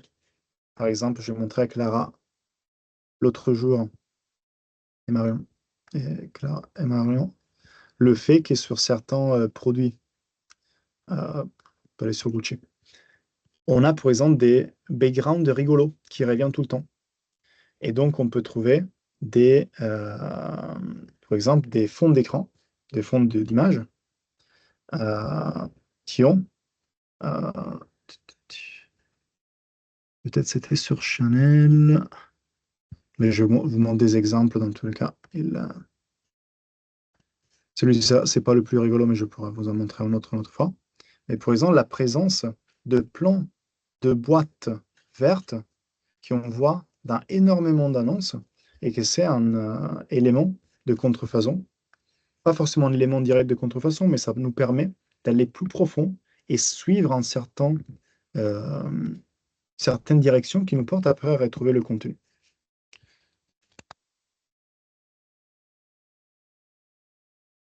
Et donc, une fois qu'on a retrouvé tout le contenu, aussi tous les endroits où le contenu est partagé, même s'ils n'ont pas utilisé les mots-clés, même s'ils sont en train de cacher le trademark, après, il faut qu'on arrive en décision. Donc, on a trouvé tout le contenu sur Internet. Comment on fait dire si c'est faux ou c'est de vrai? La réponse qu'on apporte avec Navi, c'est similaire à ce que vous montrez, et c'est la capacité de dire, il y a des éléments dans l'image, il y a des éléments dans le texte, il y a des éléments dans les produits détectés dans l'image qui nous portent à dire, cet SKU-là est un SKU de la marque qu'on est en train de protéger. Il y a un prix qui est plus bas de celui qui devrait être. L'image en plus, il a été modifié de quelque façon, il n'est pas en train d'utiliser le bon packaging, ou selon la spécificité du produit, ça peut changer. Et donc, sur la base de ça, on va dire, ce produit est faux. Et prendre une action derrière. Je peux vous montrer à quel point ça peut aller loin. Le modèle arrive à automatiser jusqu'à 92, ici c'est 75 parce que sous la crosse c'était 75, mais on a des marques comme Sony où ils arrivent à automatiser le premier niveau de modération, donc pas la modération complète, mais simplement, disons, la partie de préqualification du contenu, jusqu'à 92% avec une précision humaine. Et à quoi ça ressemble cette partie? Par exemple, Mathieu, si vous... désolée, je te coupe, il va falloir que tu conclues pour qu'on passe ensuite aux questions-réponses. Je fais juste le Ok. timekeeper, on ait le temps de passer à cette partie-là après. Ok. Parfait. Il y a plein de choses que vous pouvez trouver. Par exemple, Sony, la chose qui est très intéressante, il y a des features comme la présence d'un câble USB dans le packaging des joysticks. Tous les fois que cet élément est là, c'est contrefait. Et donc après, nous, on automatise la rémotion de contenu de tous les sites pour faire ci que pas seulement on les retrouve et on les qualifie, mais aussi rapidement on les fait retirer des plateformes pour vous permettre de vendre des produits officiels où vous êtes présent, ou simplement s'assurer que personne ne vend des faux et qui pourrait toucher votre image de marque, votre expérience consommateur, et ainsi de suite. Voilà.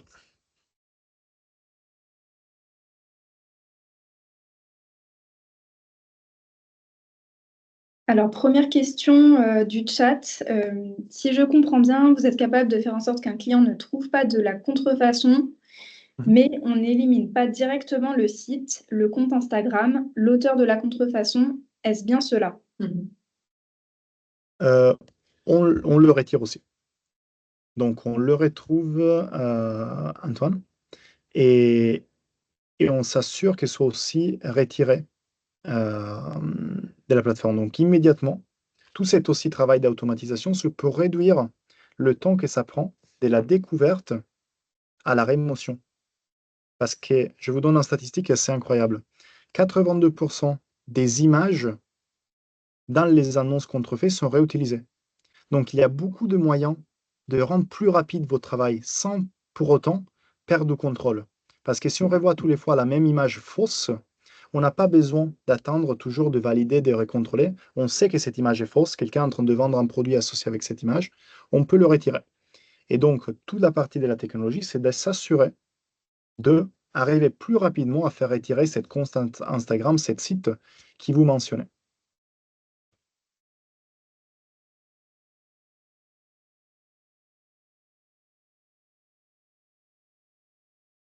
Est-ce que vous êtes proche des équipes Meta ou équipes Etsy?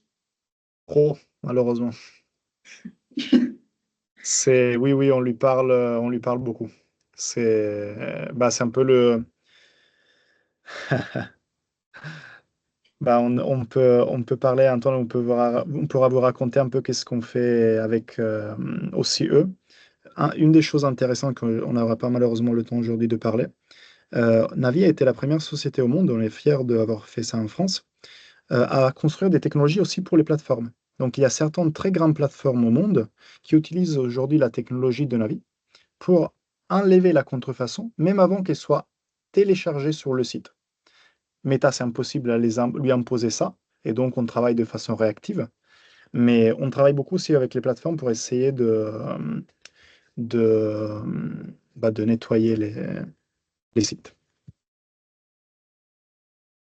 Autre question, utilisez-vous le code GTIN? Donc, si ma mémoire est bonne, c'est un sort de ASIN pour identifier les produits.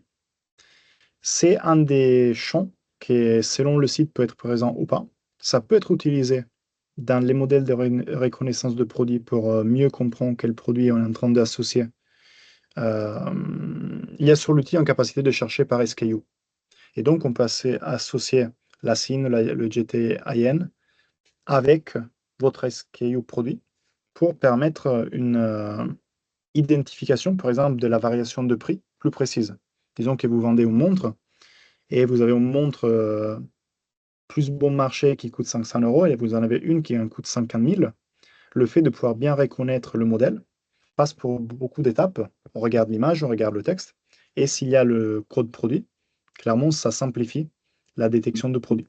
Mais même s'il n'y a pas, on est capable d'identifier à travers de l'image de quel produit on parle.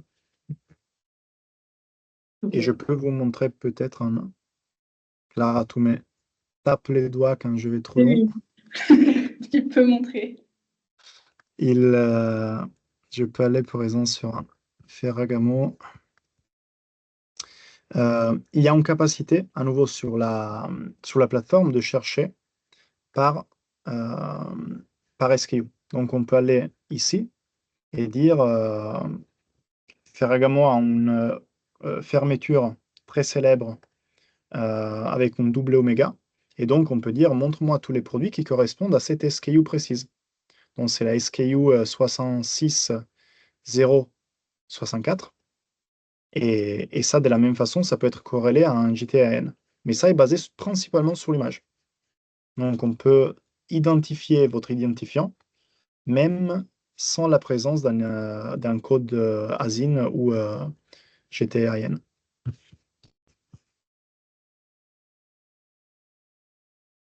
Ok.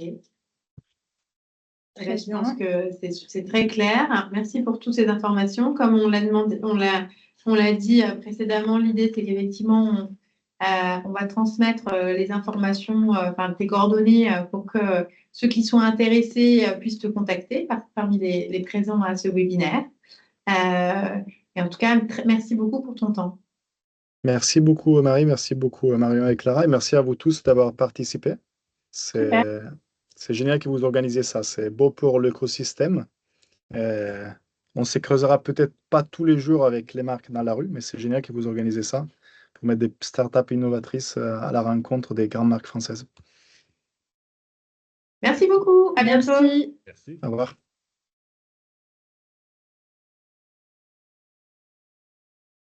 Alors, on va enchaîner directement. Peut-être on va remettre la slide. Le dernier intervenant, c'est un autre cas d'usage. Ça te donne aussi une idée de la variété de l'utilisation, hein, à quoi sert cette intelligence artificielle de manière très concrète. Et voilà, SinéQuoi. Bonjour à tous.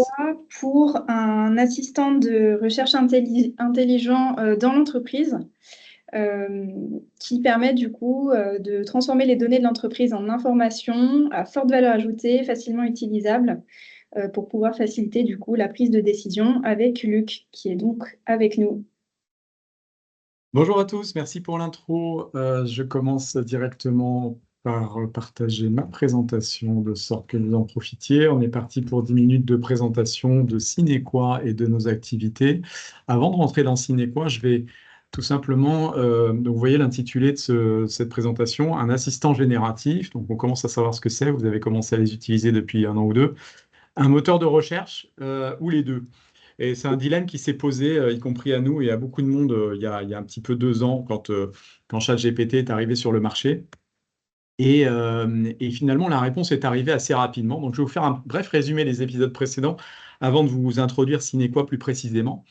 En 2023, tout le monde a découvert ChatGPT, donc une IA qui est générative, pré-entraînée, c'est-à-dire que sur la base d'un modèle qui a été conçu en divérant beaucoup de données existantes. Et puis, l'utilisation des transformers, qui, eux, avaient été inventés par Google 5 ans auparavant, pour transformer les textes en vecteurs et pour pouvoir faire des mathématiques dessus et pouvoir faire des choses qui, effectivement, ressemblent beaucoup à de l'intelligence aujourd'hui. Alors, ChatGPT s'est distingué par deux faits majeurs. La première chose, c'est qu'au bout de 5 jours, un premier million d'utilisateurs avaient adopté l'outil. Donc, c'est fulgurant par rapport aux autres produits du marché précédents, enfin, disons des choses qui ont pu intervenir dans des années précédentes. Donc, une adoption inégalée. Et c'est tellement vrai que 6 mois plus tard, alors, je ne sais pas si vous êtes familier avec ça, mais l'un des principaux analystes qui s'appelle Gartner et qui édite des hype cycles, des produits, des technologies, histoire de voir un petit peu quelles sont les tendances, et ben, l'IA générative était au sommet de cette vague. Donc ça a été quelque chose de fulgurant, quelque chose de mondial. Vous y avez tous assisté, soit en dilettante, soit en spécialiste, je ne sais pas. En tout cas, c'était difficile d'y échapper. Et puis, quelques mois plus tard, quelques semaines plus tard, est arrivé un nouveau terme que vous connaissez peut-être pas encore, j'en sais rien, qui s'appelle le RAG. Le RAG, ça veut dire en bon anglais Retrieval Augmented Generation. Donc, qu'est-ce qu'on a dans ce terme-là? On a 3 termes. Tout d'abord, le retrieval et la génération. L'un qui fait appel effectivement au moteur de recherche que vous aviez l'habitude d'utiliser. La génération, ce sont ces nouveaux modèles génératifs qui créent du texte et qui ne se contentent pas d'en retrouver. Et puis, quand on combine les deux, ça donne quelque chose que vous avez peut-être commencé à utiliser. Alors, chez Microsoft, ça s'appelle Bing Chat, qui a été renommé récemment Copilot. Chez Google, ça s'est appelé pendant longtemps Bard. Il y avait une pub qui a été faite de beaucoup de promotions de ça, qui a été renommé Gemini aujourd'hui, hein, qui est la combinaison du modèle Gemini avec le moteur de recherche historique Google. Et en fait, de proche en proche, on s'est rendu compte que si on prend un moteur de recherche d'un côté et si on prend un modèle de langage génératif de l'autre, on fait quelque chose d'assez sympa, qui est très utile et très intelligent à utiliser. Et je vais vous l'expliquer en quelques mots avant d'introduire Cinéquoi. Donc l'IA générative, c'est quoi? C'est j'ai un utilisateur qui va faire une requête, alors on appelle ça un prompt dans ce jargon. Ce prompt va passer au travers de ce modèle qui a été qui a été entraîné avec des tas de données publiques en général, et de sorte qu'une réponse apparemment intelligente puisse remonter effectivement à l'utilisateur. Et puis à côté de ça, vous avez les moteurs de recherche qui fonctionnent de façon un peu différente. Pourquoi? Parce que là aussi, il y a une requête, c'est la plupart du temps une question qui est posée à un outil. Cet outil dispose d'un accès à plein de données. Alors, dans le cas de Google ou Microsoft, c'est le web, mais on peut imaginer que ce soit en réalité des données d'entreprise. Donc nous, c'est notre spécialité, on va le voir tout à l'heure. De ce moteur de recherche ressort généralement une liste de réponses. Et finalement, quelle est la différence entre les deux? L'IA générative, on ne sait pas trop ce que ça sort parce que finalement, il n'y aura pas moyen d'aller vérifier le contenu. Là où un moteur de recherche est beaucoup plus explicite puisqu'il vous donne accès aux documents que vous pouvez aller vérifier pour vérifier la véracité de ce qui est produit. Donc, à un moment donné, les têtes bien pensantes se sont dit, on va faire quelque chose d'assez intéressant, on va combiner les deux technologies, et plutôt que de ne pas trop savoir ce qui est généré par l'IA générative, et plutôt que de lire des longues listes de réponses, en fait, on va tout combiner ensemble, et on va faire en sorte que ces réponses nourrissent le modèle d'IA générative pour produire quelque chose qui sera un résultat facilement digeste, puisque produit par un outil à la ChatGPT, disons, et à la différence qu'on pourra réaccéder aux documents d'origine pour vérifier qu'on n'est pas en présence d'un terme que vous avez sans doute déjà entendu parler, à savoir des hallucinations. Hallucination, c'est quand le modèle produit quelque chose qui est faux. Donc, ça, c'est les principes même du RAG, et ça donne ce genre de choses. Alors, là, on ne va pas rentrer dans le détail de ces choses-là, je vous montrerai une petite démo dans un instant, mais la question de l'utilisateur était, trouve-moi un tableau comparatif entre les parts de marché de Tesla et de BYD, qui est une autre marque de véhicules électriques chinoise. Il y a tout un processus qui se met en œuvre, et puis il finit par trouver et mettre dans un tableau ces différentes parts de marché. Donc dans un tableau à 2 colonnes, c'est extrêmement simple à lire et à digérer. Si vous avez ça comme rapport à apporter à votre boss, par exemple, c'est tout à fait pratique. Et en plus, vous avez ces liens vers des documents qui sont autant de vos documents internes qui viennent là pour étayer et pour prouver ce que l'IA générative a généré. Donc il y a de la génération, mais il y a aussi du search et de l'accès à vos données d'entreprise. Alors une fois qu'on a compris tout ça, il y a moins d'hallucinations parce qu'effectivement, vous pouvez vérifier les documents. Il y a également une fraîcheur de l'information parce qu'en réalité, là où un modèle peut être un petit peu entraîné il y a très longtemps, le moteur de recherche, lui, va vous ramener des documents qui sont extrêmement récents parce qu'il y a une synchronisation permanente entre l'index et vos données. Et puis, il a accès à vos données internes d'entreprise, chose que le modèle n'a pas du tout appris historiquement. Donc, il est moins ignorant de vos données d'entreprise et c'est le principe. Alors, une fois qu'on a compris tout ça, on a du RAG et je vais vous parler de Cinequa. Alors, dans le RAG, en fait, il y a un truc qui est vachement compliqué à faire, c'est le R de Retrieval. Retrieval, ça veut dire moteur de recherche. Et en fait, nous, Cinequa, il se trouve qu'on est une société française, mais on est également un des leaders mondiaux de ce domaine-là. Oui, c'est pas Google, c'est pas Microsoft, les leaders des moteurs d'entreprise, c'est des sociétés comme Cinequa. Donc nous, on est une plateforme de recherche plutôt high-end, avec toutes les fonctionnalités, tous les besoins nécessaires. Et on est plutôt orienté soit grosse PME, soit grand compte, hein, mais on est là pour parler des solutions qui existent.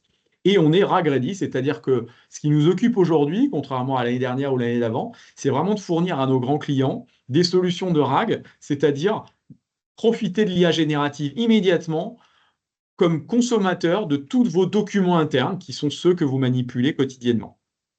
Voilà. Donc, Cinequa, c'est plein de choses. On a fait 20 ans à développer cette solution d'accès à l'information pour les grandes entreprises. Et si on se limite à ce qui s'est passé finalement ces dernières années, il y a deux aspects qui sont sortis un petit peu du cadre. Le premier, c'est ce qu'on appelle le neural search, c'est-à-dire utiliser de l'IA, non pas générative, mais de l'IA à des fins d'amélioration d'un moteur de recherche. Google l'a fait également sur Internet. Nous, on le fait dans l'entreprise. Et puis, poser dessus ce qu'on appelle le Cinequa Assistant. Le Cinequa Assistant, qui est ce trait d'union entre un moteur de recherche et l'IA générative. Alors pour conclure, je vais vous montrer ça sous forme d'une petite démonstration. Ça prend 1 minute et quelques, simplement pour vous illustrer dans un domaine, alors qui n'est peut-être pas exactement le vôtre, mais c'est une démonstration que j'avais à ma portée. Ici, on est dans un contexte un petit peu industriel, un peu manufacturier. Et puis, on va voir comment ça peut se manifester. Alors, vous allez voir deux expériences un peu différentes. La première, c'est un pur moteur de recherche. Vous voyez effectivement de l'autocomplétion en cours de frappe. Vous avez des listes de réponses qui s'affichent. Et ces listes sont évidemment, peuvent être affinées par différentes facettes, comme ici les différentes sources qui ont permis d'être indexées dans ce moteur de recherche. On voit des sources de différentes natures. On peut également affiner par type, par auteur, par date, par format et tout ce qu'on veut. On peut également le faire par onglet. Les choses sont organisées dans différents onglets. Et à un moment donné, j'accède à ce qu'on appelle la prévisualisation du document.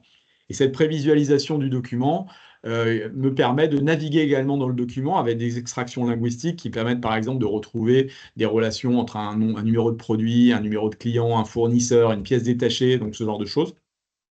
Donc là, on est dans une expérience assez classique de moteur de recherche, avec malgré tout ce qui va apparaître dans un instant, c'est-à-dire que lorsque je clique sur le document, je m'intéresse ici à tout ce qui gravite autour de ça. Donc ça n'apparaît pas de façon très claire ici, mais ici vous avez une sorte de mash-up, c'est un assemblage de plein d'infos qui viennent de partout, avec pourquoi pas des experts du sujet demandé, des pièces détachées, le produit lui-même, des tickets d'incident, du SAV, des documents associés. Donc tout ça, c'est vraiment tout ce qui vous intéresse autour d'un document. Et là, je bascule dans le deuxième mode, qui est le mode purement chat, c'est-à-dire que dans la même interface, on imagine ce genre de choses, où une question est posée, et là, on est vraiment en présence d'un texte qui est généré. Mais comme je l'expliquais tout à l'heure, vous aurez toujours ici des petites références vers des documents qui sont les vôtres, et que vous pourrez aller vérifier à tout moment, chose que l'on va faire à la fin de cette démonstration. Maintenant, je m'intéresse à tel élément, je clique dessus, et je peux accéder au document lui-même, à la même preview que tout à l'heure. Donc là, on est dans un contexte industriel, mais dites-vous bien que ça peut fonctionner dans plein de contextes différents. Et ça sera ma slide de conclusion. On est vraiment là pour tirer finalement un trait d'union entre toutes vos sources documentaires que vous manipulez quotidiennement. Et les analystes disent bien que vous passez beaucoup de temps à aller chercher de l'information là-dedans, hein. C'est vrai pour des petites, moyennes et grandes entreprises. À l'autre bout de la chaîne, vous avez des gens qui ont des besoins extrêmement variés en fonction de leur métier, hein, RH, manufacturing, achat, vente, recherche amont. Et on vient non seulement proposer un moteur de recherche qui va leur être spécifique, mais également intercaler les modèles de langage, et on est agnostique du modèle, c'est-à-dire que ça peut être OpenAI, ça peut être Google, ça peut être plein d'autres qui existent sur le marché, pour venir fournir ce type d'expérience que vous avez vu dans la démonstration. Voilà, mes 10 minutes sont écoulées. Je vais prendre vos questions, comme convenu dans le format de ce webinaire. Merci Luc. Est-ce que vous avez des questions? Pour l'instant, rien dans le chat. Alors peut-être en attendant les questions, je vous laisse effectivement poser les questions que vous souhaitez. Sachez qu'on travaille avec beaucoup de sociétés, y compris des sociétés dans le luxe, on va dire assez souvent des grands comptes, parce qu'il y a besoin effectivement de manipuler un outil qui est assez large. J'avais une slide supplémentaire pour préciser quelque chose également, parce que ça peut éventuellement vous effrayer si vous êtes une société un peu plus petite. En fait, chez Cinequa, on a deux produits. On a un produit qui s'appelle la plateforme, ce qu'on installe effectivement chez nos clients et qui permet d'accéder à leurs différentes sources. Ça, c'est très utile lorsqu'on veut faire des choses très sophistiquées et très, on va dire, personnalisées. Mais ça vous oblige à manipuler ce logiciel et de l'installer chez vous. Et puis, il y a cette deuxième offre qui est à droite, où là, en fait, on est sur une offre complètement managée. Donc, on est en SaaS, hein, c'est du service. C'est géré, hosté par Cinequar et on accède à vos sources pour les indexer, mais on vous fournit finalement tout le service que vous avez vu tout à l'heure sous la forme de service. Et cette deuxième offre est davantage adaptée à des maisons plus petites ou à des sociétés de plus petite ampleur.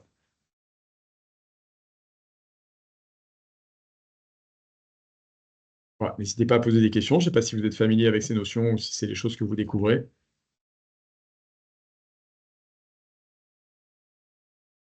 C'est intéressant parce que ça met un terme à quelque part à une fragmentation où on ne sait plus où on a l'information. Mais après ça, le modèle économique, du coup, c'est sur abonnement, c'est ça? Alors, c'est effectivement une souscription annuelle qui va être indexée la plupart du temps sur le. Enfin, je dis la plupart du temps parce qu'en fait, il y a une petite différence. Enfin, il y a des évolutions dans le pricing, mais globalement et historiquement, on était sur le volume documentaire. Donc, on fait la somme de différentes sources qui sont les vôtres, hein. Ça peut être un SharePoint, un file system, une base de données, un site web, des sites web. On peut chercher sur les sources internes, des sources externes. Vous faites la somme de toutes ces sources, ça vous donne un nombre de milliers ou de millions de documents. Et à partir de là, on va effectivement vous fournir ce service basé sur la somme de vos sources. Et le plus petit client que vous ayez en termes de taille, c'est quoi? En fait, il y a des clients qui en nombre en effectif est plutôt bas, mais en réalité, la valeur reste énorme parce que il s'agit effectivement de valoriser des assets donc pour vous situer quelques clients qui vont tourner autour de 500, 1000 ou 2000 personnes, on peut avoir des cabinets d'avocats, par exemple. On peut avoir des asset management, des services financiers, des sociétés, des établissements financiers de taille moyenne. Mais qui ont des enjeux importants sur leurs données, malgré le fait qu'ils soient en effectif relativement peu nombreux. Après, on peut rentrer aussi dans des grands comptes par le biais des maisons, hein. C'est ce qui s'est passé dans un grand compte du luxe que je ne citerai pas forcément, où on a commencé à déployer dans une marque. Et en fait, la question se pose de la généralisation à l'ensemble du groupe. Merci. Avez-vous d'autres questions? Moi, j'ai une question justement sur ce que vous venez de dire sur une maison du luxe qui vous a fait intervenir. Oui. C'était quoi son besoin premier? Parce que en fait, vous avez une solution qui permet de faire tout et tout. Oui. Et c'est vrai qu'on a du mal à se projeter. Si moi, demain, j'en ai besoin, moi, je suis une toute petite entreprise, donc je peux concevoir avocat, ça me parle, mais la maison de luxe, elle vous avait appelé pourquoi à la base? C'était juste pour mettre en relation les assets et que si quelqu'un pose une question, il est tout bien qui apparaisse ou il y avait Non, un vrai, en fait, c'est un une vrai vraie outil idée? de production. C'est un vrai outil de production parce qu'en fait, une maison peut être de taille raisonnable, mais en fait, être quand même une entreprise manufacturière, d'accord, avec de la production, avec un outil que l'on appelle un outil de PLM, donc Product Lifecycle Management. En l'occurrence, c'était Windchill, dont vous voyez le logo ici. Donc, ils avaient besoin effectivement de concilier des données qui étaient dans plusieurs sources d'informations, des file systems, Windchill, qui est leur outil de production et de gestion de vie, de cycle de vie des pièces, hein, d'accord. Donc, on est vraiment dans un contexte industriel, malgré la taille de la société qui peut être jugée relativement modeste. Donc, on n'est pas sur des notions de e-commerce ou des notions de marketing ou de veille web ou ce genre de choses. On est bien dans l'augmentation de l'efficacité opérationnelle par le partage de l'information, par la centralisation de l'information. Et les sources de données étaient effectivement des sources plutôt complexes à appréhender en réalité. Ok, merci beaucoup.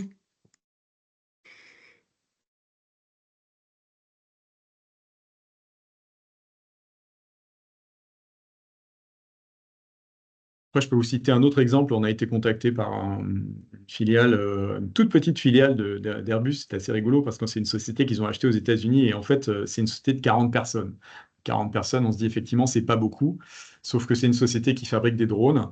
Et en fait, très rapidement, la question de la donnée devient centrale. Et il ne s'agit pas simplement d'avoir un outil de gestion de contenu, il s'agit de faciliter vraiment la recherche et la valorisation de tous les éléments, aussi subtils soient-ils dans ces données. Et donc, là, on est en train de travailler avec eux pour mettre en œuvre ce moteur de recherche et surtout permettre de mettre en surface, enfin de ramener à la surface ces informations.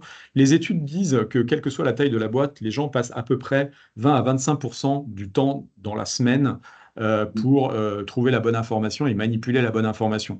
Un quart de votre temps, c'est colossal si vous ramenez ça à des calculs de ROI, et ça s'applique évidemment à chaque échelle.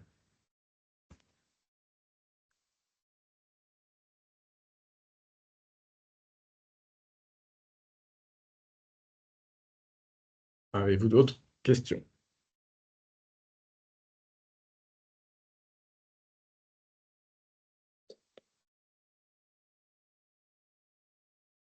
Pas de questions. J'ai entendu que j'étais le dernier participant, donc écoutez. Une question juste sur le déploiement en interne, combien de temps ça prend globalement?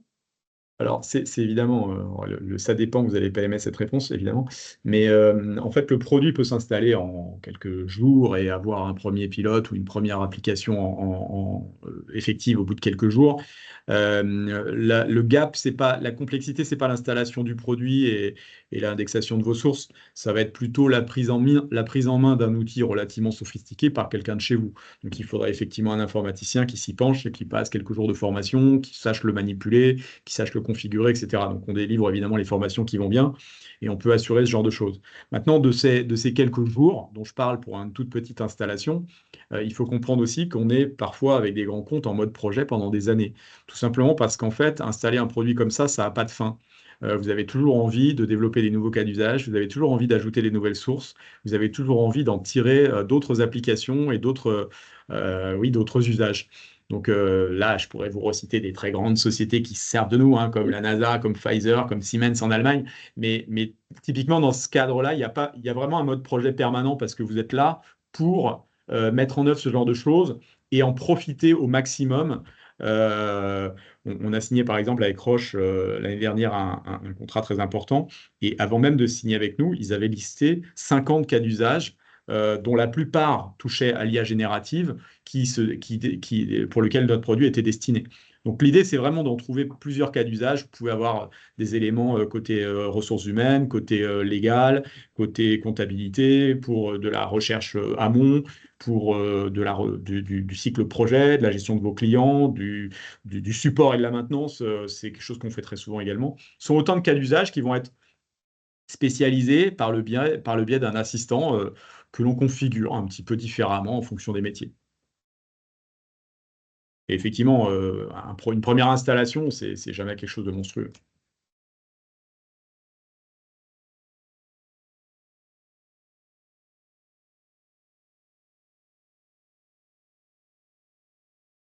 Il y a d'autres questions?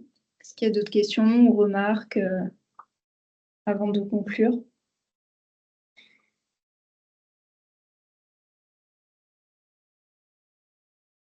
Pas d'autres questions apparemment. Écoutez, merci beaucoup pour votre attention.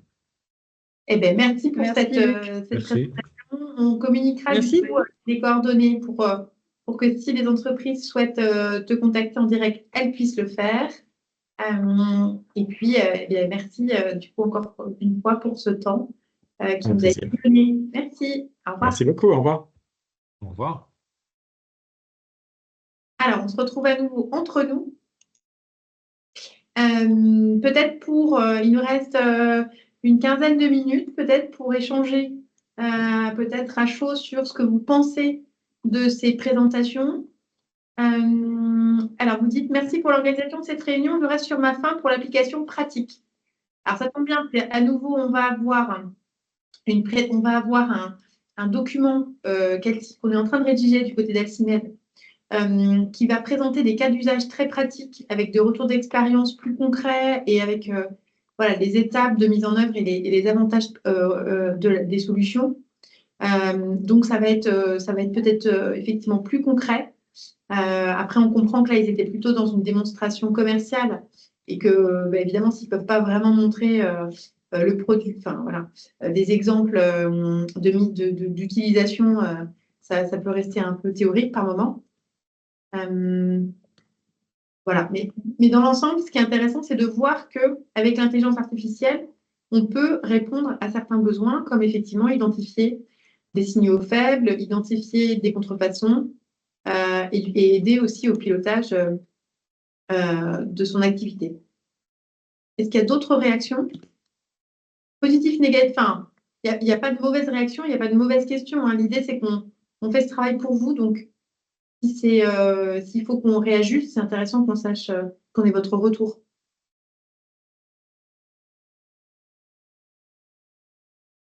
Moi, j'ai trouvé ça très intéressant. Mais après, je vois bien qu'en fonction du métier, Oui, voilà, j'étais très intéressée par la première intervenante parce que ça, voilà, je fais du marketing, de la communication et la création de contenu via l'IA. Voilà, je cherche encore l'outil qui va me permettre de pouvoir gagner plein d'argent et plein de temps. C'en est un, mais il y en a, je pense, plein d'autres derrière.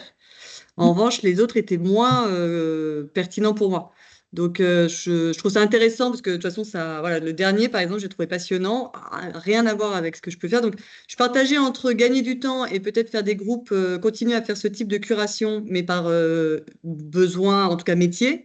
Et en même temps, garder quelque chose d'assez transversal pour ma culture personnelle et professionnelle globalement. Donc, et ben, après, super. rapport à mon temps, j'irais plutôt sur le premier, peut-être des curations métiers.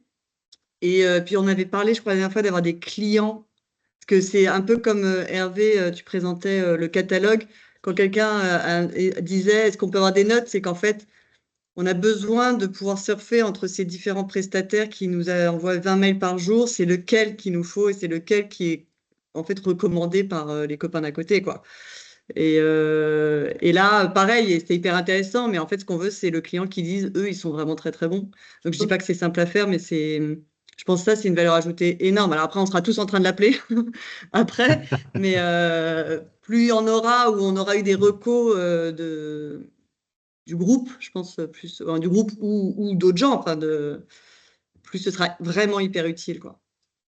Alors, du coup, je me permets de rebondir parce que l'idée, effectivement, c'est que on aimerait pour les prochains webinaires du Think Tank, donc, qui sont prévus en janvier, en mars et en juin, quelque chose comme ça, on fasse effectivement un focus création, un focus fabrication et un focus distribution, communication.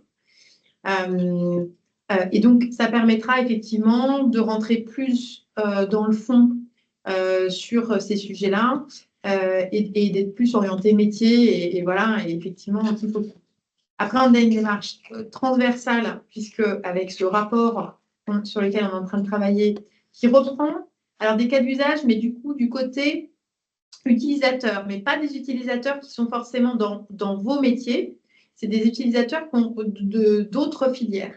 C'est ça aussi qui est intéressant, parce que c'est de comprendre comment ça peut fonctionner dans d'autres filières et d'avoir un retour, ce retour d'expérience un peu quali, avec, du coup, on leur demandera évidemment de nous citer, de nous donner le nom du prestataire qu'ils ont utilisé pour ce faire. Et du coup, on va lister un certain nombre de prestataires et on pourra indiquer ceux pour lesquels on a un retour positif.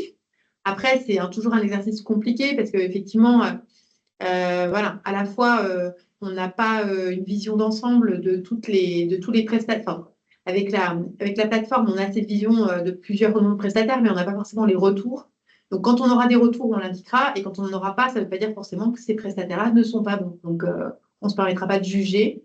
Et effectivement, il faudra voir, et ça, je pense que ce sera un travail à faire aussi avec cette plateforme métier France Éclat, de voir comment on peut introduire ce côté un peu cooptation ou en tout cas voilà, retour d'expérience des acteurs de la filière, pouvoir dire si effectivement vous avez été satisfait ou non. Enfin, je ne sais pas comment on peut l'intégrer parce que c'est un peu aussi compliqué de vérifier après et de faire cette médiation après en interne.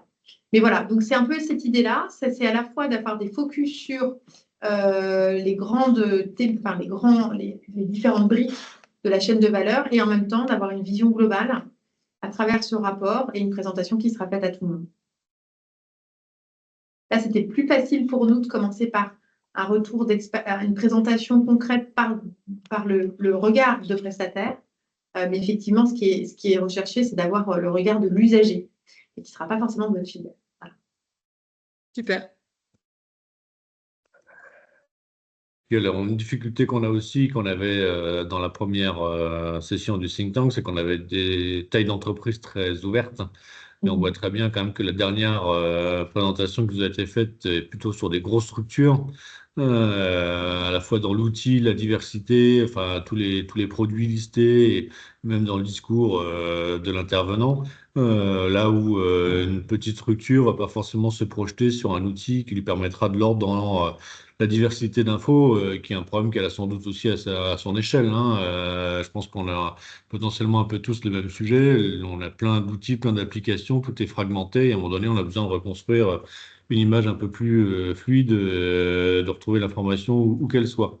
Donc ça aussi, c'est peut-être une chose à laquelle il va falloir qu'on réfléchisse, c'est peut-être avoir des contenus un peu plus typés en fonction des tailles d'entreprise, sachant que les grands groupes, on voit bien la difficulté, on la connaît nous-mêmes aussi. Des contrats avec les grands groupes, on doit signer NDA, donc on ne doit même pas dire qu'on bosse avec eux. On fait un discours très générique, etc. Et c'est une vraie difficulté sur tous ces outils et l'utilisation par les grands groupes.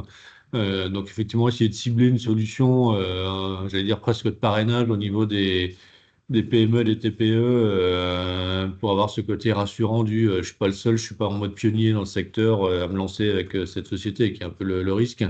Se dire on est sur des nouveaux usages, on est petit, mais un double risque parce qu'on sait pas trop où on va et on voudrait pas être pionnier pendant que d'autres trouvent la bonne solution à côté, puis nous on est bêtement embarqué sur une solution.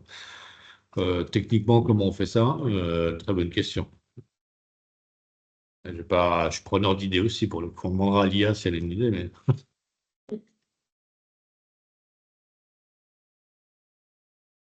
Parce qu'il faut faire une sorte de forum ou d'expression libre. Ouais, c'est ça, c'est bon. On va voir peut-être effectivement, je sais pas ce que vous en pensez. Il y a des avis, mais c'est vrai que c'est pas quelque chose de très évident à faire.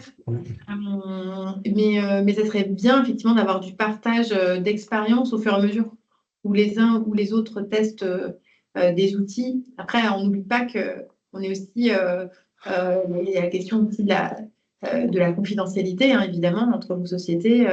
Donc voilà, c'est vrai que c'est compliqué, force est de toujours donner son avis, mais en tout cas, si l'avis est négatif, c'est vrai que c'est quand même intéressant de partager pour les autres pour éviter de refaire une erreur. Oui, bonjour à tous. Je voulais aborder un point. En fait, de tout ce qu'on a vu aujourd'hui, je trouve ça très intéressant parce que ça nous permet aussi de nous rendre compte de l'IA de manière un peu plus globale et de toutes les applications qu'on peut faire parce qu'elles sont très nombreuses. Et en plus, comme c'est un sujet qui est encore nouveau, je pense qu'il y aura encore beaucoup plus d'applications qui vont venir. Moi, de mon côté, ce qui me semble peut-être pertinent, c'est aussi de réaliser peut-être en interne, parce que vous, à France Éclat, vous avez quand même la possibilité de contacter par mail et de faire des questionnaires qui sont donc anonymes, et peut-être de voir par taille d'entreprise quels sont en fait les réels besoins en fait pour chacun par rapport à l'IA, parce qu'effectivement, en fonction de déjà notre activité réelle et de la taille de notre entreprise, je pense qu'en effet, les besoins, ils seront vraiment différents. Et en fait, déjà, rien que d'avoir l'information sur une petite entreprise, elle aurait besoin de ça, une grosse, de telle ou telle application, ça pourrait déjà être dans un sens, ça pourrait tous nous guider, en fait, déjà sur quelles applications pour qui. Et après, pour ce qui est des tests, à voir si certains d'entre nous sont d'accord de tester en fait certaines de ces applications pour voir si elles ont vraiment un réel intérêt et surtout si elles sont faciles d'utilisation. Parce que dans certaines grosses sociétés, il y a des experts déjà digitaux et dans d'autres, par exemple, moi, on est trois, clairement, j'ai pas d'expert digital. C'est moi qui fais beaucoup de choses avec une de mes assistantes. Et donc, à ce moment-là, quels sont nos besoins réels, voilà. Alors ça, pour effectivement les différents usages, on se permettra d'intégrer dans les fiches de présentation peut-être une notion de difficulté de prise en main. Parce qu'effectivement, je pense qu'il y a des solutions et des choses qui sont plus ou moins complexes et qui requièrent peut-être de l'expertise versus des solutions clés en main où voilà. Bon, à minima, il faut apprendre à faire un prompt pour utiliser l'IA, mais ça, c'est pas forcément la chose la plus compliquée. Ça, il peut y avoir des formations qui peuvent être mises en place assez facilement et des formations collectives. Donc voilà, effectivement, on va prendre en compte la difficulté de prise en main et le fait qu'effectivement, toutes les Oui, sociétés ont les mêmes staffing. ouais, tout à fait. Et en plus de ça, par rapport à ce questionnaire-là, il est évident que ça pourrait être intéressant de demander le niveau des gens par rapport à ces connaissances-là, parce que du coup, ça vous permettrait complètement d'adapter les formations que vous pourriez proposer, quoi. Voilà. OK. Alors, je regardais frénétiquement sur LinkedIn si on avait bien un post là-dessus, mais je ne le retrouve pas. On a lancé par ailleurs un questionnaire justement sur la maturité digitale des entreprises et avec une approche qui est par taille d'entreprise, puisqu'on vous demande de définir de manière assez sommaire et rapide la taille de l'entreprise. Donc, on vous repartagera le lien, parce que je pense qu'elle est toujours en ligne, cette enquête. Et ça vous permettra justement de compléter éventuellement le travail qui avait été fait avec le think tank, effectivement, où il y avait 20 participants qui assez variés dans la taille des entreprises et des filières, mais effectivement, il y a forcément peut-être un biais et des choses qui n'ont pas été vues par cette première session collective qui avait été faite au mois de juillet. On va repartager. Complètement. On va repartager. OK. Et du coup, je vois la question, est-ce que faire un tableau sur les IA must-have pour les petites sociétés, puis pour les moyennes, puis pour les grandes sociétés serait pas intéressant? Je pense que oui, l'idée, ça va être de dire peut-être de mettre en avant les must-have en se disant, voilà, effectivement, ce qui est intéressant d'utiliser, mais après, plutôt que d'indiquer si c'est compatible avec les petites, les moyennes et les grandes entreprises, je pense qu'on va plutôt parler à nouveau de difficultés d'intégration parce que ça correspondra peut-être plus en vrai au sujet. Et la difficulté d'intégration, ça peut être soit parce que c'est des compétences qui sont requises et qui sont très techniques, soit parce que la solution est très coûteuse. Vous voyez, on peut avoir plusieurs dimensions, mais on le précisera bien. OK. Peut-être un mot de la fin pour Hervé, s'il n'y a pas d'autres questions pour respecter le timing. Il est 18h pile. Voilà, Cléa vient. Voilà. Donc, je vous incite à remplir le baromètre si vous ne l'avez pas déjà fait. Ça, pour nous, c'est assez précieux pour ensuite, en termes d'exploitation, identifier les zones sur lesquelles il faut porter un effort particulier. Et en termes de conclusion, pour rester dans le timing, merci d'avoir participé à cette session. Merci pour les échanges. Ça nous nourrit aussi pour adapter et affiner notre approche. Donc, bonne fin de journée à toutes et tous. Et à la prochaine fois, on vous informera bien sûr des prochains épisodes, parce qu'on sait que vous êtes venus, on a vos coordonnées, et on vous informera au fur et à mesure des prochaines étapes de cette progression IA. Merci beaucoup.